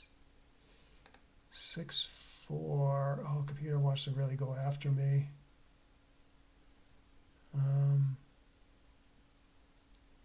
Yeah, I can't remember what I thought about during the match. I think I remember thinking he was going to play 11-1, but I can't remember whether I thought about hitting twice or not. I think I did. I think maybe hitting twice was the first play I saw, or maybe not. Maybe I was making the 7. I don't know. I don't remember. Anyways, hitting twice obviously has pretty big upside. Computer thinks it's worth the significant risk of doing it. 3-2. Huh. I mean, it's not a big deal, but the computer wants to slot the 3 points, stay as far back as possible because black has the stronger board. I kind of like the spare on the 5 and not the 3, but maybe that's not a big deal because you don't want to make the 3 point at some point. But maybe the computer's just saying it's better back on the 22. I'm up in the race though, So I don't know. I'm not clearly seeing this one. And then actually on appeal, 16. It's actually like 16-11 because there's very few great hits here. Yeah. So I can sort of see this one being better than this because it's not like he's really hitting with a lot. Maybe just 4-5, 4-4 or something. Huh? 2-2 maybe. 3-1. Got a great 3-1. Your cube's on his side. Oh, computer does not like hitting here. It wants to play all positional. I always it seems like I always don't hit here, and then the computer dings me for not hitting. So I thought, oh, okay, I got a stronger board, big upside on the dances. Maybe I should go after him. But it's pretty bad hit, I guess, because it's a little hard to get it. If I get away with it, it's a little hard to cover.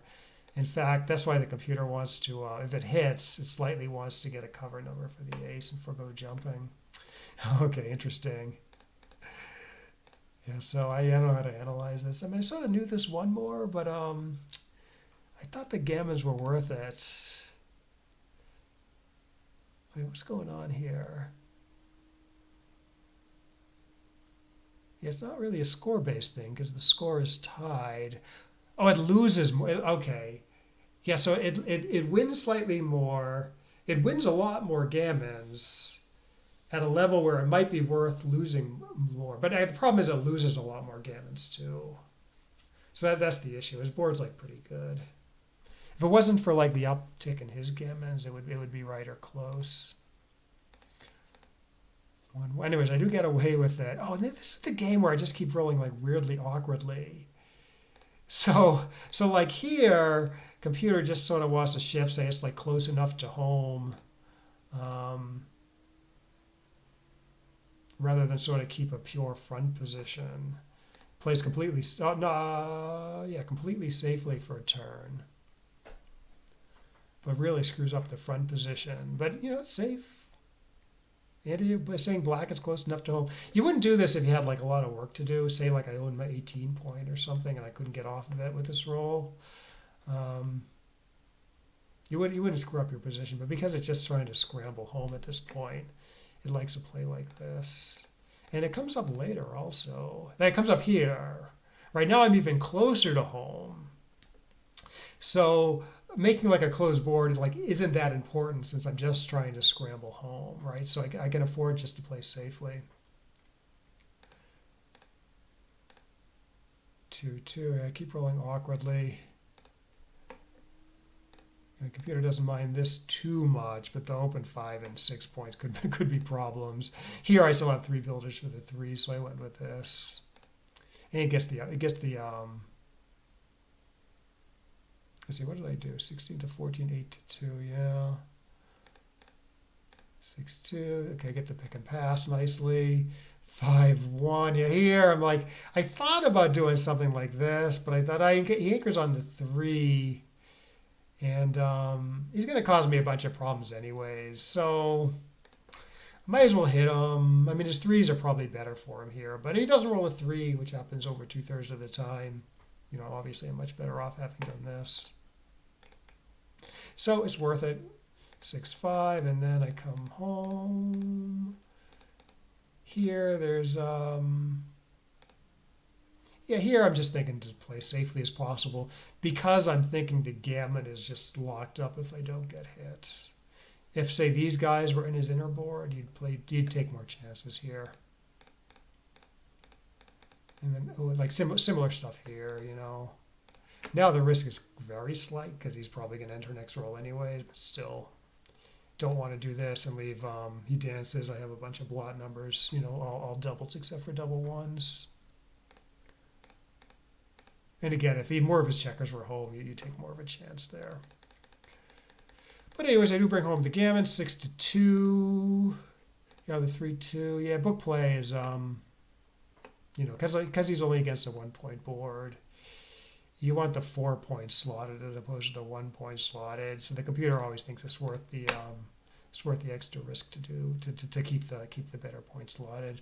Or certain match scores you would split. But here down in the match, gammons are more useful for him.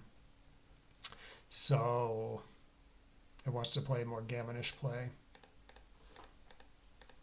Maybe that's what he was thinking. Maybe he was thinking because of the match score, maybe hitting twice, maybe it wins more gammons than bringing a checker down. No, it doesn't. That's the problem.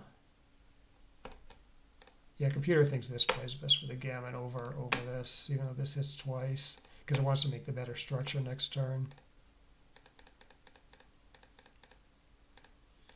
Oh yeah, then there was kind of a tough cube decision this game.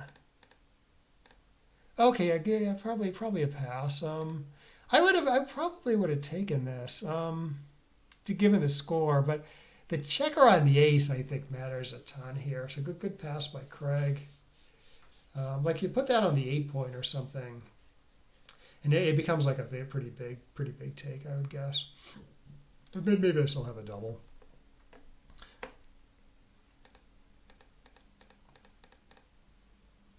Three, yeah. It does sort of seem more natural to do this to me because he's up in the race. He's built like this low point in his board. He's got like this awkward structure. I kind of want to play towards a priming game. You know, I'm going to have like much better structure, much better timing if it turns into a prime v prime game. So that's why the computer wants to do this. I thought due to the score, this gets gammon less. So I thought maybe I should play a little gammon save. And it does. It's just the positional aspects of this override the gammon considerations, which I can buy. 4-3. Okay, now I actually do build a prime. 6-4. Okay, 3-2. Okay. Oh, then the 6-1 is coming up. I get this great 6-4. Wait, when did I double this? Oh, right, I double it here. Oh, good take by Craig. Yeah, I would have passed this. Even at the score, I thought maybe the positional edge was like too big for him to take this, but no, he makes a good take.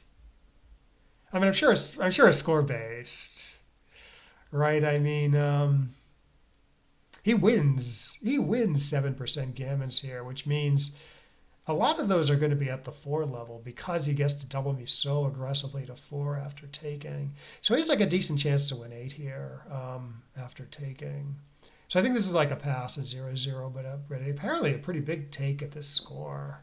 One I don't know, I would not have found this take, I think. 6-4, 5-4. Okay, this great 6-4 or 6-1. Yeah, I don't know what to do here. Apparently hitting is very, very bad, which that was my first, hitting was like my first impulse. Let's see. Yeah, wins a ton more gammons. I guess due to the score, the value of my gammons is going down, and the value of his gammons, this loses more gammons, which I did see. I did see this while I was playing. I do lose more gammons, so that's tough. It's tough to do with the score. Where losing a gammon, like I said, might mean losing 8. So let's see. Right, and then I wasn't sure this was wrong either, building this great structure. But again, I was afraid of like him entering and hitting somewhere. So I just go with this like jump play. Apparently I choose the wrong jump play. Oh yeah, this would be nice. It's still 0 shots, but it's great builders for the 7. Yeah, I'm not sure why I didn't see this. I played 11-10. It's silly, but I was enamored with how 4-4 played here. I wanted to make my 2-point. But obviously the builders for the 7 are pretty big here. Or if he rolls like 1-6-2-5, he might want to pop out.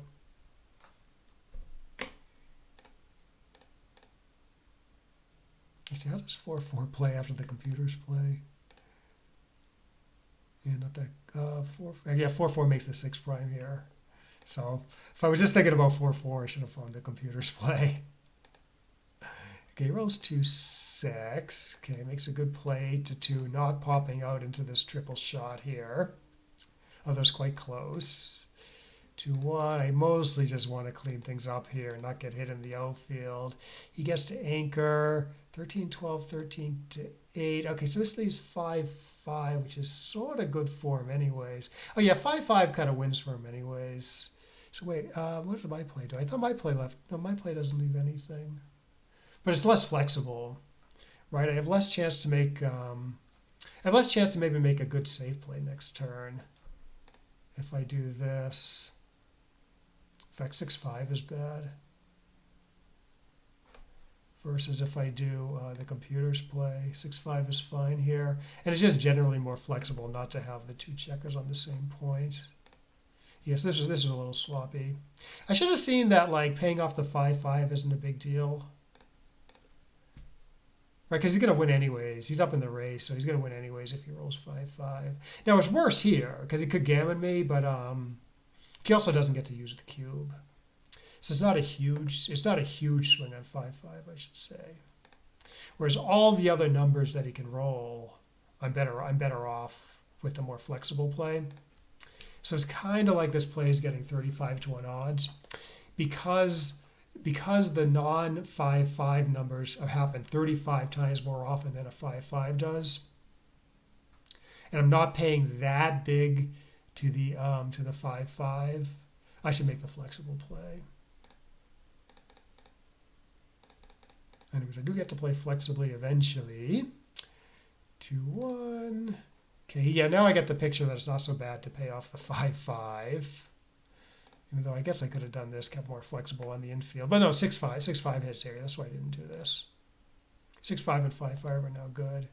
Admittedly, like my builders are all messed up. So when he runs with a single 5, this isn't great. And he does run. Fortunately, I get a nice hit number. I play flexibly, I close them out, and then I think I just win a single game if I remember right. Yeah, so now it's 9-2. Okay, yeah, I hit here, which always looks wrong to me, but the computer loves giving up the 8.8 with an ace when it has the stronger board. So I kind of knew that just from what I've seen the computer do. 2-4, fine. 5-2, fine. I get a great 3-3. Apparently I misplay it. This looks a little weird to me. Okay, so after making the 3, making the 10 points, computer wants to play 13-10 with the last one instead of 24-20.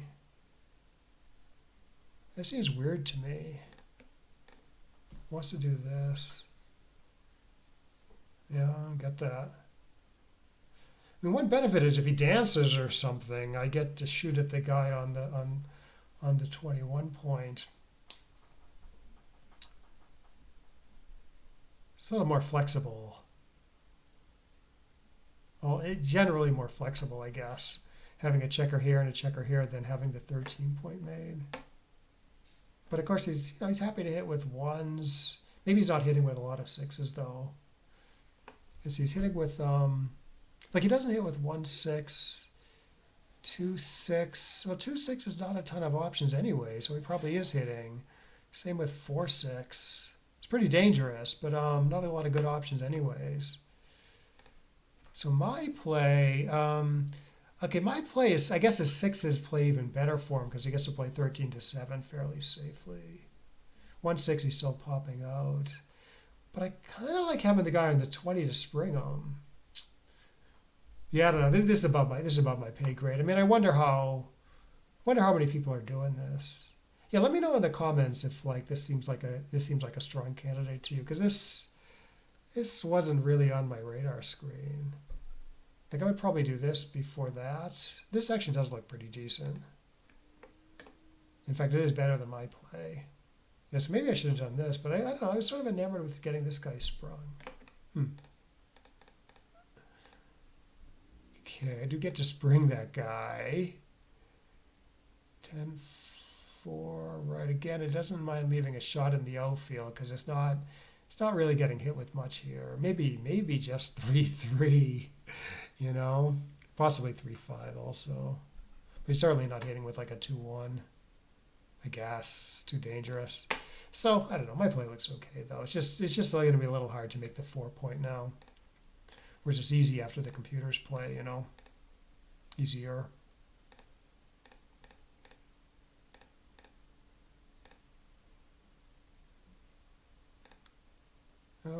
Okay, he's up in the race. Yeah, since he's up in the race so much, blocking the bigger number isn't worth that much. So the computer wants to sort of make this somewhat cleaner play where it's going to be easier to get off the 9-point later than the 11-point. If the race was closer, I think maybe Craig's play would go up in value, blocking the bigger number. But he's up 17 pips after the roll, I don't think I blundered yet, so probably there's some big blunder coming up later. Yeah, this is whatever.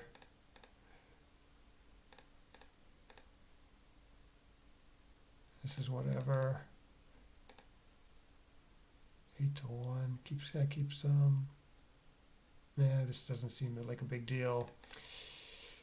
Oh yeah, can't run. It gives him too many hitting options. I have to run here. I do stay back one more time because I don't know. I roll 6-1, 5-1. Possibly I can win. And running, pretty hopeless for the race. Says I win like 1% races. What did I do with the 2-2? Oh, okay, yeah, so this is fine. So 3-2 followed by 3-2 down, followed by 2-2. I think normally for money you want to do this. But given the score, the lopsided score, I have less to gain from upping the gammons for me, and I have more to lose from upping the gammons for him, because sort of the cube becomes more useful for him and less useful for me. So that's why the computer wants to sort of make this gammon save-ish play where it like loses the least amount of gammons and wins the least amount of gammons. So I can buy it at the score, but it's all very close. I thought I sort of found a good compromise, but computer likes the other two options better.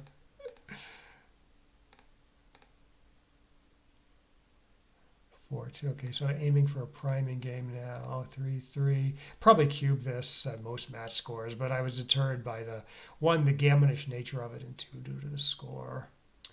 Possibly it might roll out to be a double.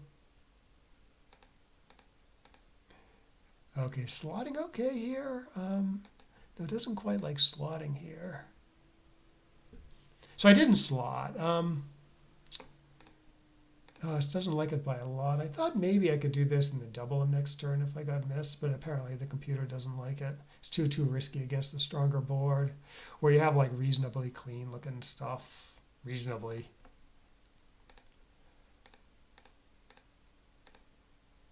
Oh, then I whiff. So I can't cube this, right? Now this would be a pretty big blunder.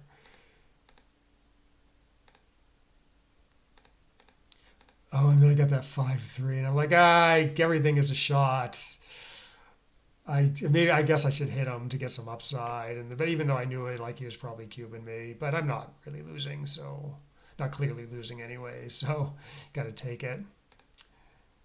2-6. Okay, watch play 13-7 instead of 10-4. Fine. Oh, and then I get a good 4-2. Yeah, my first impulse was certainly to pick it up.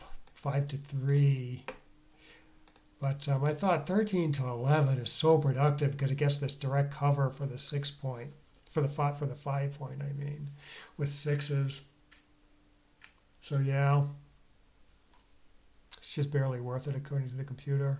Sixes are a little duplicated here. Right, he dances. I have sixes to hit him off the 2, and sixes to make the 5 point. Okay, things are going swimmingly, and I'm legit too good. I make the point. Is this the game I like somehow lose? Oh no, this is the game I might have cashed incorrectly after getting hits. Okay, yeah, it does like my play. Okay, good. Yeah, I thought this was probably going to be right. Right, this is only 11 shots. This is 13. But if he dances here, this is pretty dangerous. Right, like 6-6-4, 6-3, 6-2, 6-1, 5-4, 5-3, 5-2, 5-1. Those are all blot numbers. Actually, 6-2 isn't, but 6-1 is. Whereas he dances here, a lot of those numbers are safe. Right, 6-3, for instance, is safe. Perhaps I can hit him with certain aces. So it's a lot better when he dances to do this. Also, when he hits, I could be forced to bust the 6 point weirdly if I enter with like a 3-5 or something. So this is a couple more shots because 5-1 hits, but it's worth it due to all those arguments.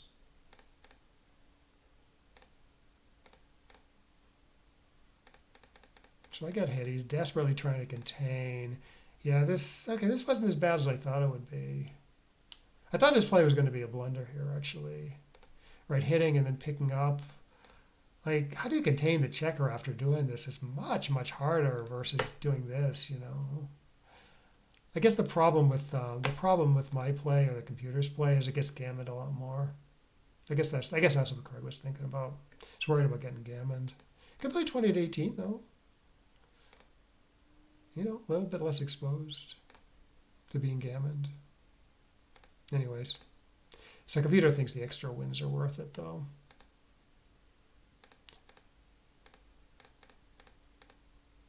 Okay, no, I did not cash something that was too good.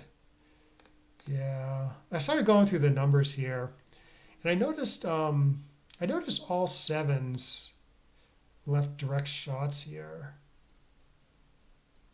and there's other stuff too, like 5-1. So I was thinking, well, it's so hard to win a gammon here since he's only got 3 outfield checkers, and he's just going to enter this guy next turn. That I didn't think it was worth the risk, and the computer agrees. Sort of regretted it once he passed quickly, though. I mean, I knew he was passing, but I was just thinking, I could have gotten an extra 2 points there.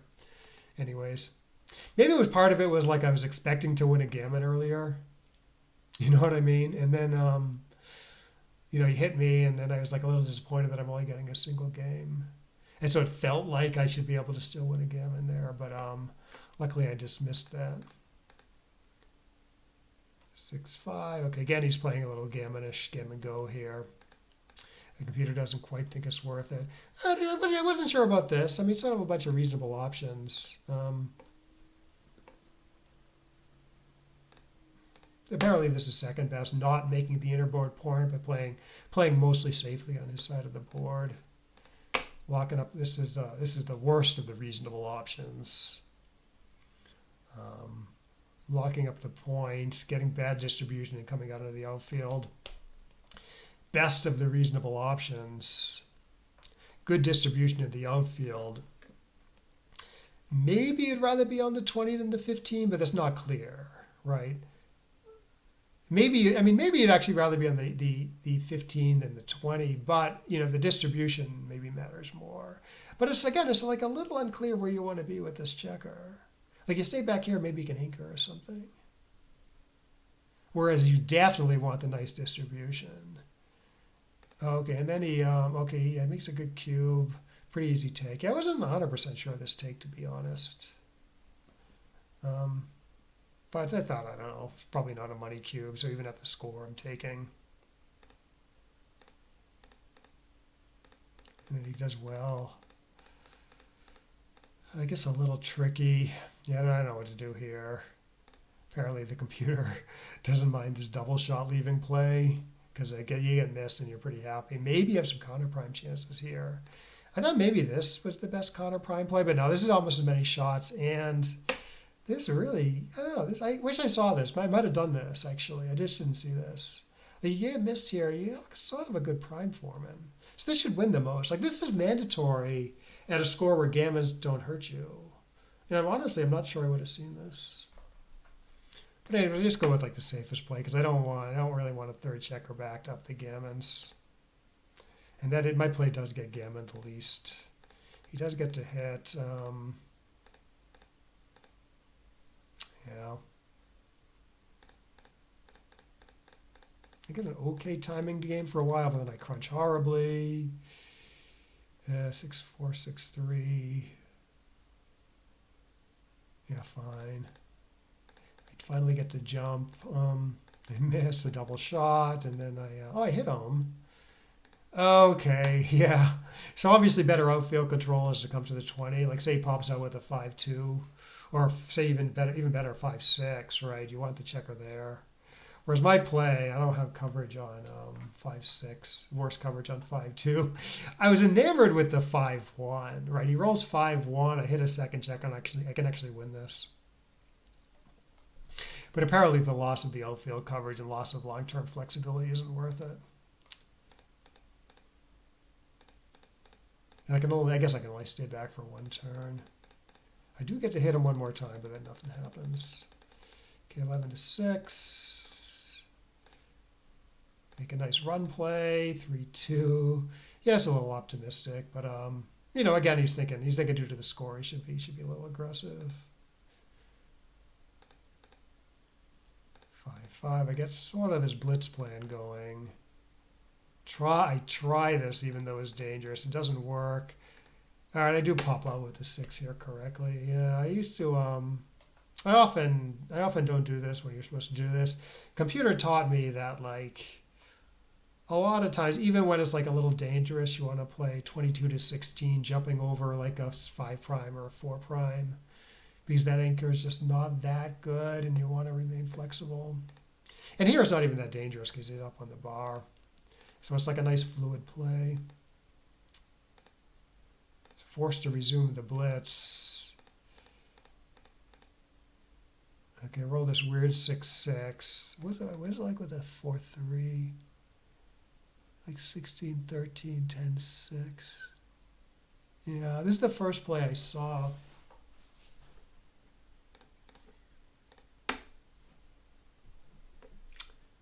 Kind of wanted to leave that guy back to maybe I can make the 16. I guess the problem is if I roll a 6 without a 1 or a 2, I need to make some big concession somewhere else. So it's a little hard to make that point and keep it. I guess that's the issue.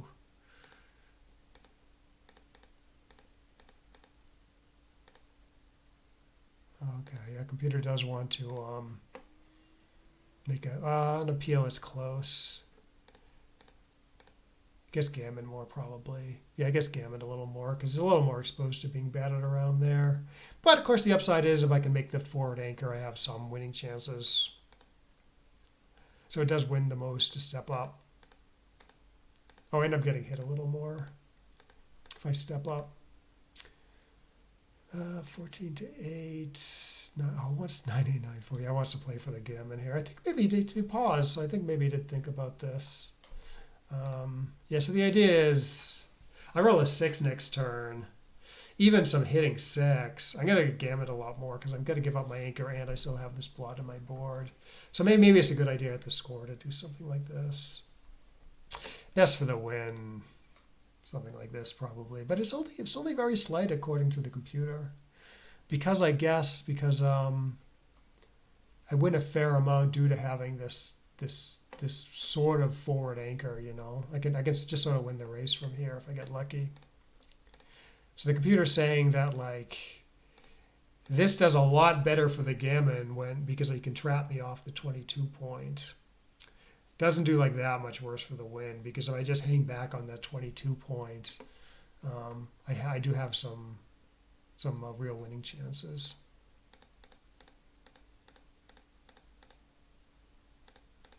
Anyways, I do get all 3 guys up there, which I'm happy about.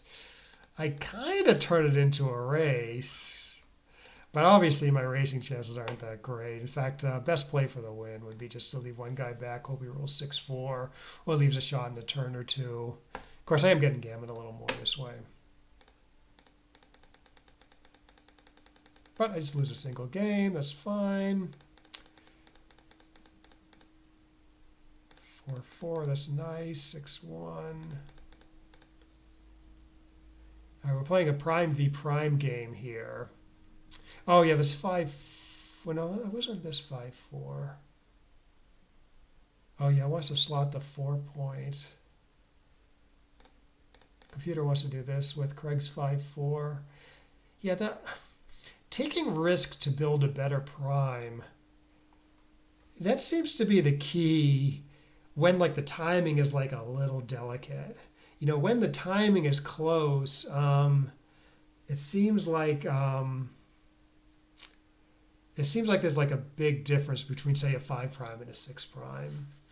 So I noticed that's like when the computer takes more risk to you know, to really like make the prime when the timing's like a little delicate like it is here. And you can see the race is quite close, right? So that probably means the timing is delicate when we're both anchored on the 1 point.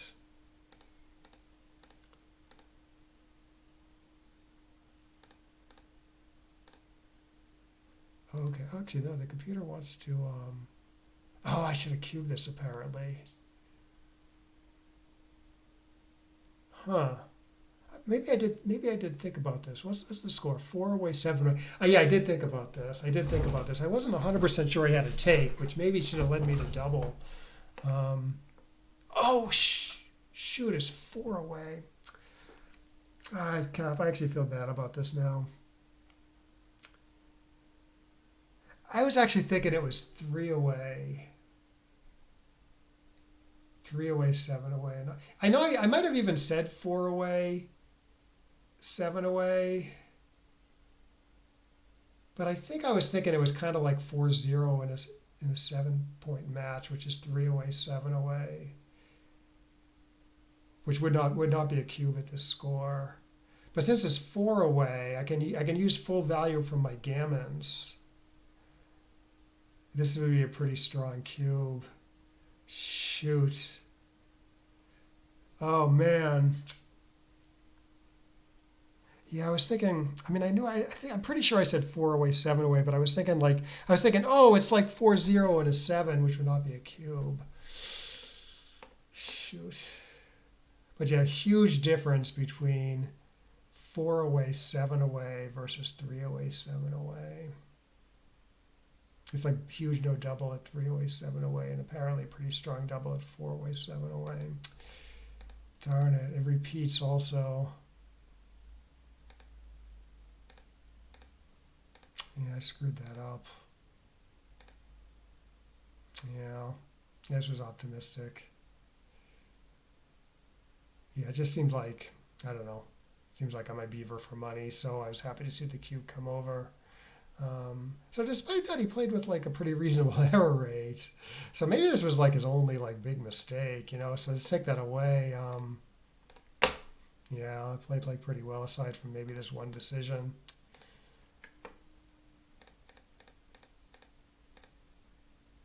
5-5. What the hell is this?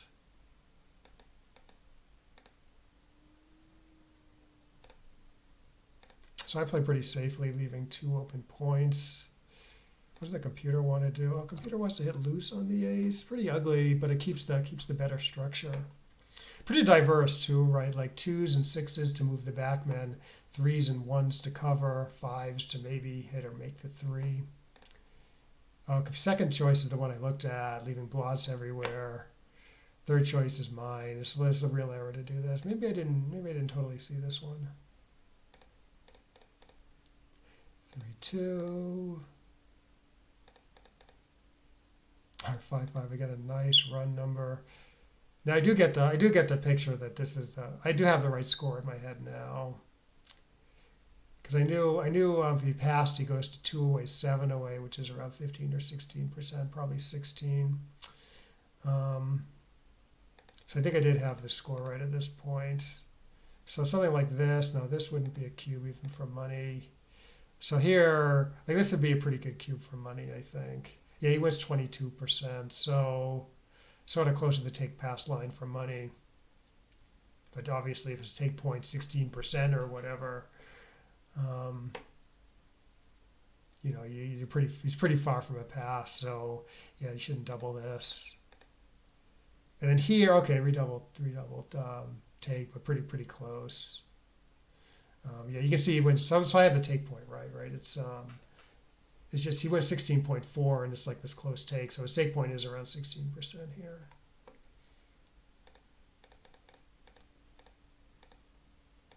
Yeah, I wasn't totally sure about this. I mean, huge take for money. I mean, say he covers with the 4-1 and then I dance. That's still for money. That's a known position, right? That's a position you should know because it happens after you split with the 5-4. Your opponent rolls 3-3, and then you dance. That's the same position. That's like close-ish double and big take. So I thought of that position here. I'm like, well, he's much worse than that because he hasn't covered yet, you know. So it's pretty far from a money double, I'd say.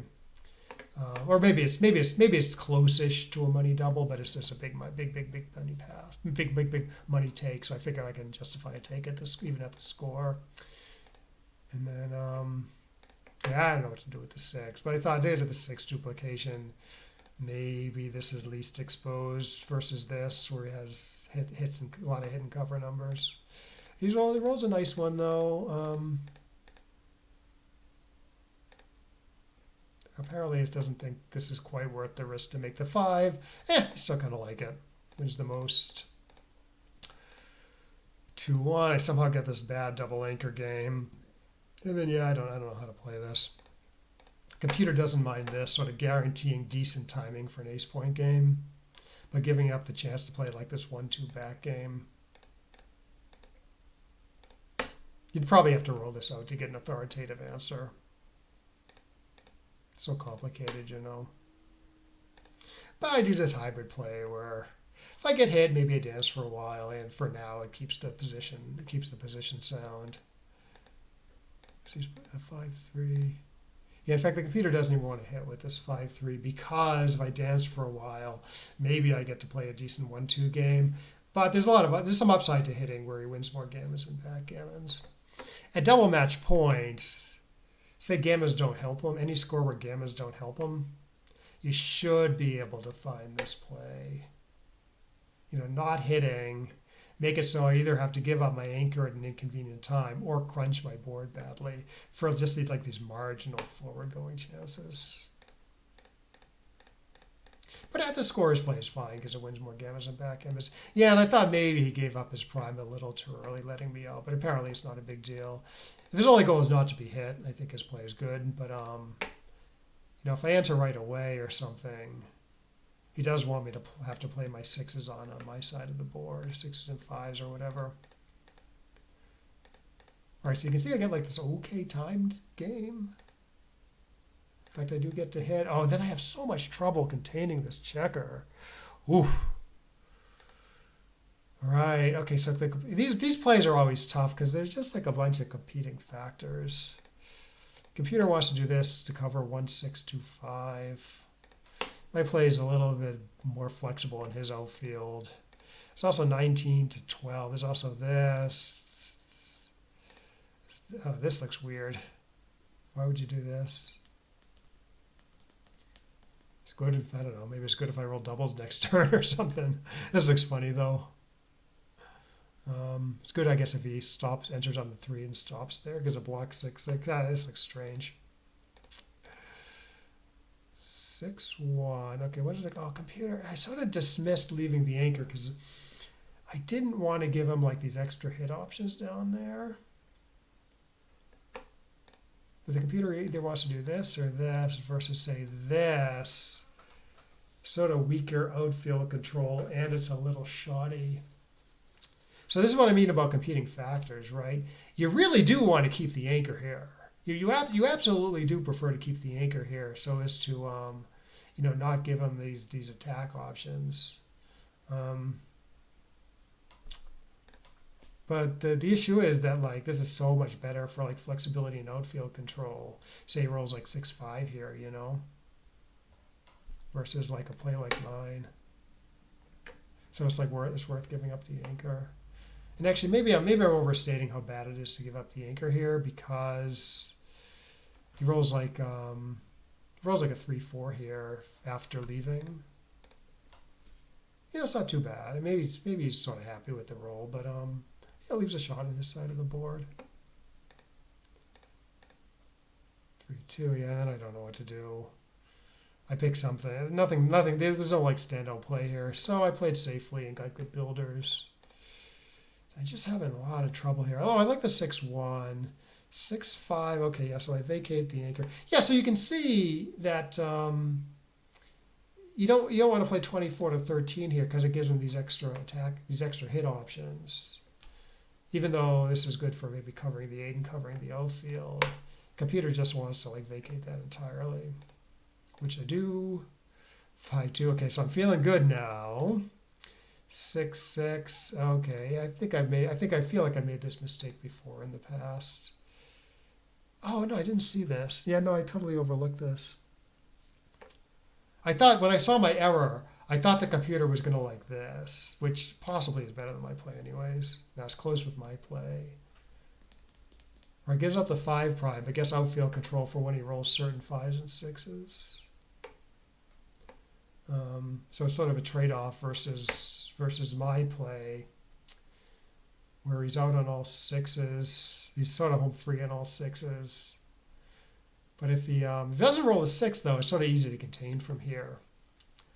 What I missed was I could play 7-1 with the last one, keep the 5 prime, and keep some decent outfield control. Yeah, I totally overlooked this. I felt like I might have been missing something there, but I couldn't quite follow through. That's a shame. So let me go back. So I should have done this. He doesn't roll a 6 happily, and then I got to go after him. He does a good job to roll a bunch of 2s, although he can't jump. I get to try to contain. Oh, then he rolls that great 2-6, and then I save the gammon. 4-3. Okay, yeah, I was a little concerned about being cubed here. I thought it was probably even stronger than this.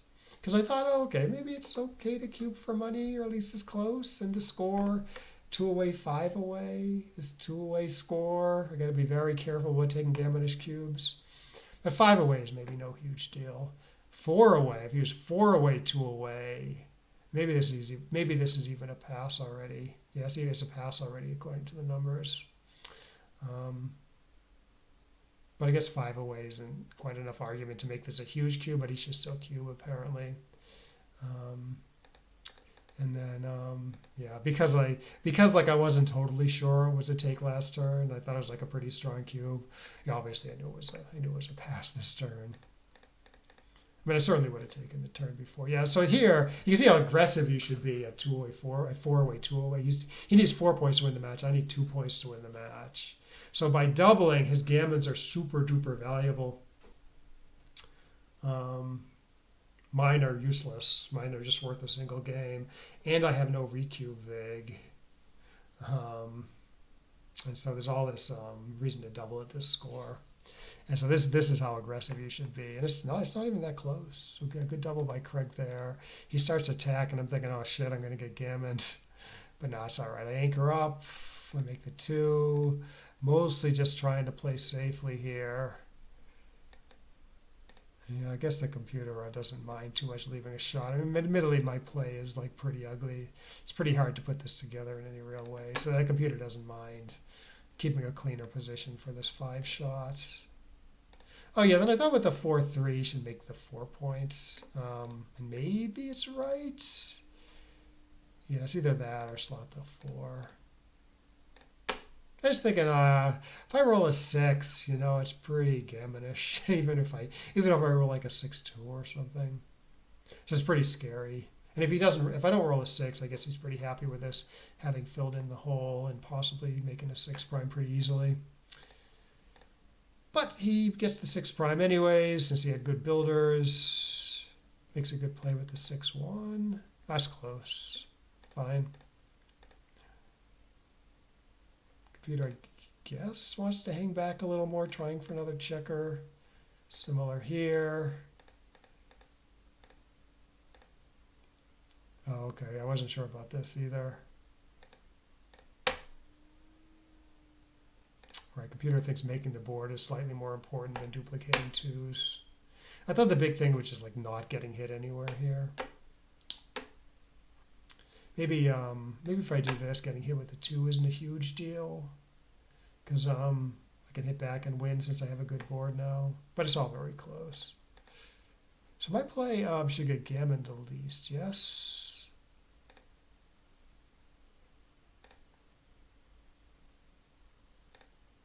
Wait, what?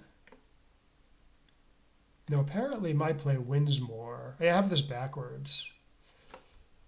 My play wins more, but gets gammon more.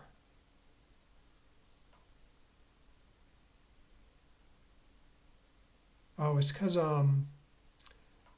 the computer might be wrong about this, but the computer is seeing that. No, I don't think it's wrong actually. In fact, my play is maybe even worse than the computer thinks. I think what's going on here is the computer sees that if I screw up my home board, leaving 2 blots, it gets to hit me loose a lot more. It gets to play a lot more aggressively with, say, aces. Say, like maybe like 5-1, for instance. Maybe it's hitting with a 5-1 when my board's screwed up here. But it's not hitting with a 5-1 here when my board is together. Now at the score, maybe you should hit with a 5-1 though. Maybe. So it could be that the computer's wrong. Like when the computer does a look ahead, it assumes when it picks plays for the look ahead, it assumes it's playing cubeless money plays. So sometimes it can be wrong at these scores where like gammon, there's a big difference in gammon price. When it does this like look aheads. But I don't know. I'm guessing this is even more right than the computer thinks it is because of this effect. Like I think my play loses even more gammons than the computer thinks because it can hit so aggressively here. Yeah, I don't know. It's a little tricky. Okay, now I can sort of stay back because I'm not getting gammon much. Similar here, I think. Running's not too bad. It does get gammon slightly less. Yeah, but I'm only getting gammon 1.5% or something. Just no big deal. Okay, I got a little feisty here, I guess. Yeah, I was enamored by the fact that nines were duplicated, which does matter on the I'm misapplying this concept, but if your opponent splits with a 5-1 on the opening roll, I think you actually can do this partly due to the duplication of nines, right? Nines hit in both places, so it's not as many hits as it looks like. The difference here, though, is I have one man back versus two, so I'm paying more to getting a second guy sent back. So that's the problem with my play. So I should do something more conservative. So I just likes 13-8 apparently. 6-5, I do get away with it. Before he doubles, it's a little. At first, I kind of forgot about the score a little bit. It's possible I would have just like kept playing and not doubled this game if he hadn't doubled. I think I've done that a couple times. So maybe I should just double right away at this 2-away score, which is technically okay, you know. Okay, yeah, 24-18 isn't too bad, but of course it's a double shot, and you know the safe play is quite productive because the builders are good, so I go with it. The computer agrees. Can he make the ace point with this 5-3? Yes, close. I sort of expected him to make the ace point, but apparently the computer thinks the better structure is close. If gammon's counted, you'd probably do that. If gammon's counted for me, you'd probably do this. I do run. I'm feeling like pretty good here. 5-2. I think a little bit about clearing the mid here, which wouldn't be too bad apparently. So if you're up in the race, obviously, if you're up in the race like decently, obviously you clear the midpoint. You do this. Say it was up, I don't know, even like 10 pips or something, you probably do this. But the fact that I'm only up 3 pips and he's on roll kind of means I'm down in the race. Says the average roll is 8 pips. So usually think about like 4 pips. Like if you're up, if you're up 4 pips after the roll, half of 8, that sort of means the race is even. So in this sense, I'm down in the race a little bit, which means, and if it wasn't for the 11 points, his timing would be clearly worse than mine because he has like the further back point, which means maybe he needs to bolt off the point before I need to bolt off my 13 points, or he has to crunch his board worse before bolting off the points. So in that sense, the timing argues for a play like mine, like this, or I keep the 13 points. See that? The only fly in the ointment is the 11 point, which I have like more points to clear in the outfield than him, so that could cause problems. But luckily, I roll a nice 11 point clearing number. I see it immediately because I'm thinking in these terms where the 11 point's a liability for timing, you know.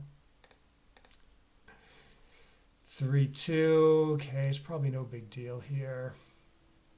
Yeah, not trivial. I do this, which leaves a 6-1 blotter. Computer saves the 6-1 blotter. He still keeps the structure decent. Yeah, maybe I should have found this actually.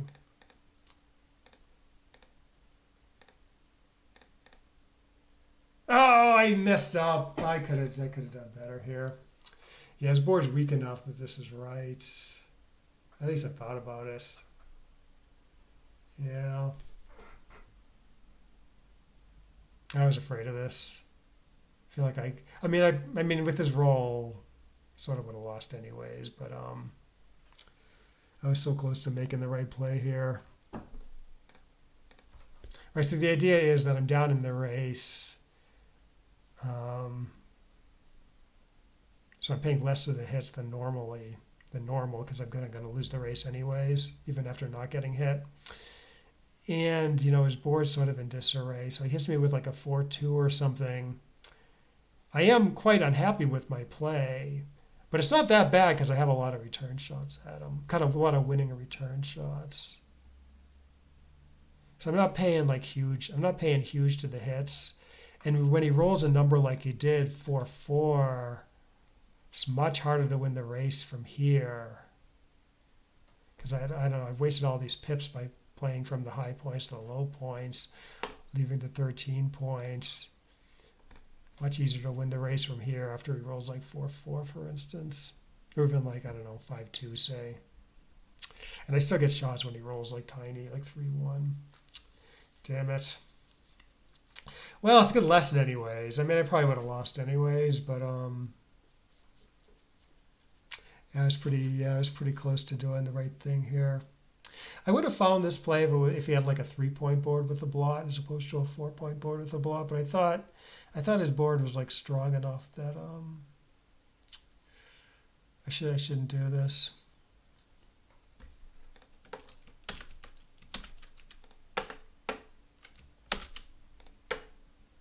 Yeah, I'll probably remember this one. Say it was like this. Right now his hits. Now I'm paying quite a bit more to the hits. So he rolls 4-2, and I don't get a lot of return shots. So maybe my play is right here. Maybe. Yeah, my play is right here. So I guess the way to think about this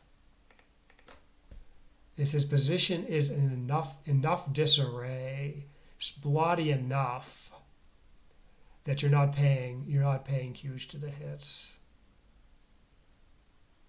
You're paying big to like 6-6, 3-3, but at least 6-6, I think you do get a return shot here after the right play. Yeah, you do get a return shot after the right play. Well, that's a shame. I kind of regretted it right after. Well, I saw his 4-4, and I'm like, oh man, I could have had a better race than this. But yeah, from there, I don't think there's any decisions. Well, glad I played well, and Craig played pretty decently also, except for that one early double. So lessons this. I always try to pick up some lessons after the match. So this position is a good lesson. I mean, I'll try to remember this one. The other thing is, this might be important for if I ever start playing longer matches in, say, national tournaments. Got to get the score right. I'm pretty sure when I was saying 4 away, 7 away, my brain was translating it into 4-0 to 7. In other words, 3 away, 7 away. So I think I would have been able to find at least one of those cubes if I had the score right in my head. But yeah, well, that was pretty instructive. I mean, I wish that was the semis. I really wish I made it to the finals. But yeah, Craig had a nice comeback here. Like I said, he's pretty strong. So I don't know I don't think the finals are quite set yet. But I know there's another strong player named Sean Garber on the other side, and there might even be like another strong player there. But I don't remember. But it should be a good match in the finals. I don't know if Craig wants to, I can commentate it. But so yeah, he should let me know if he wants me to commentate the finals. I'm not promising to do so, but I'd sort of be open to the idea if I didn't have anything else to do. Anyways, well, yeah, thanks for watching. It's kind of a long video, so if you made it this far, thanks, and feel free to ask questions or whatever in the comments section. I do appreciate when people comment. And we will see you next time. Bye-bye.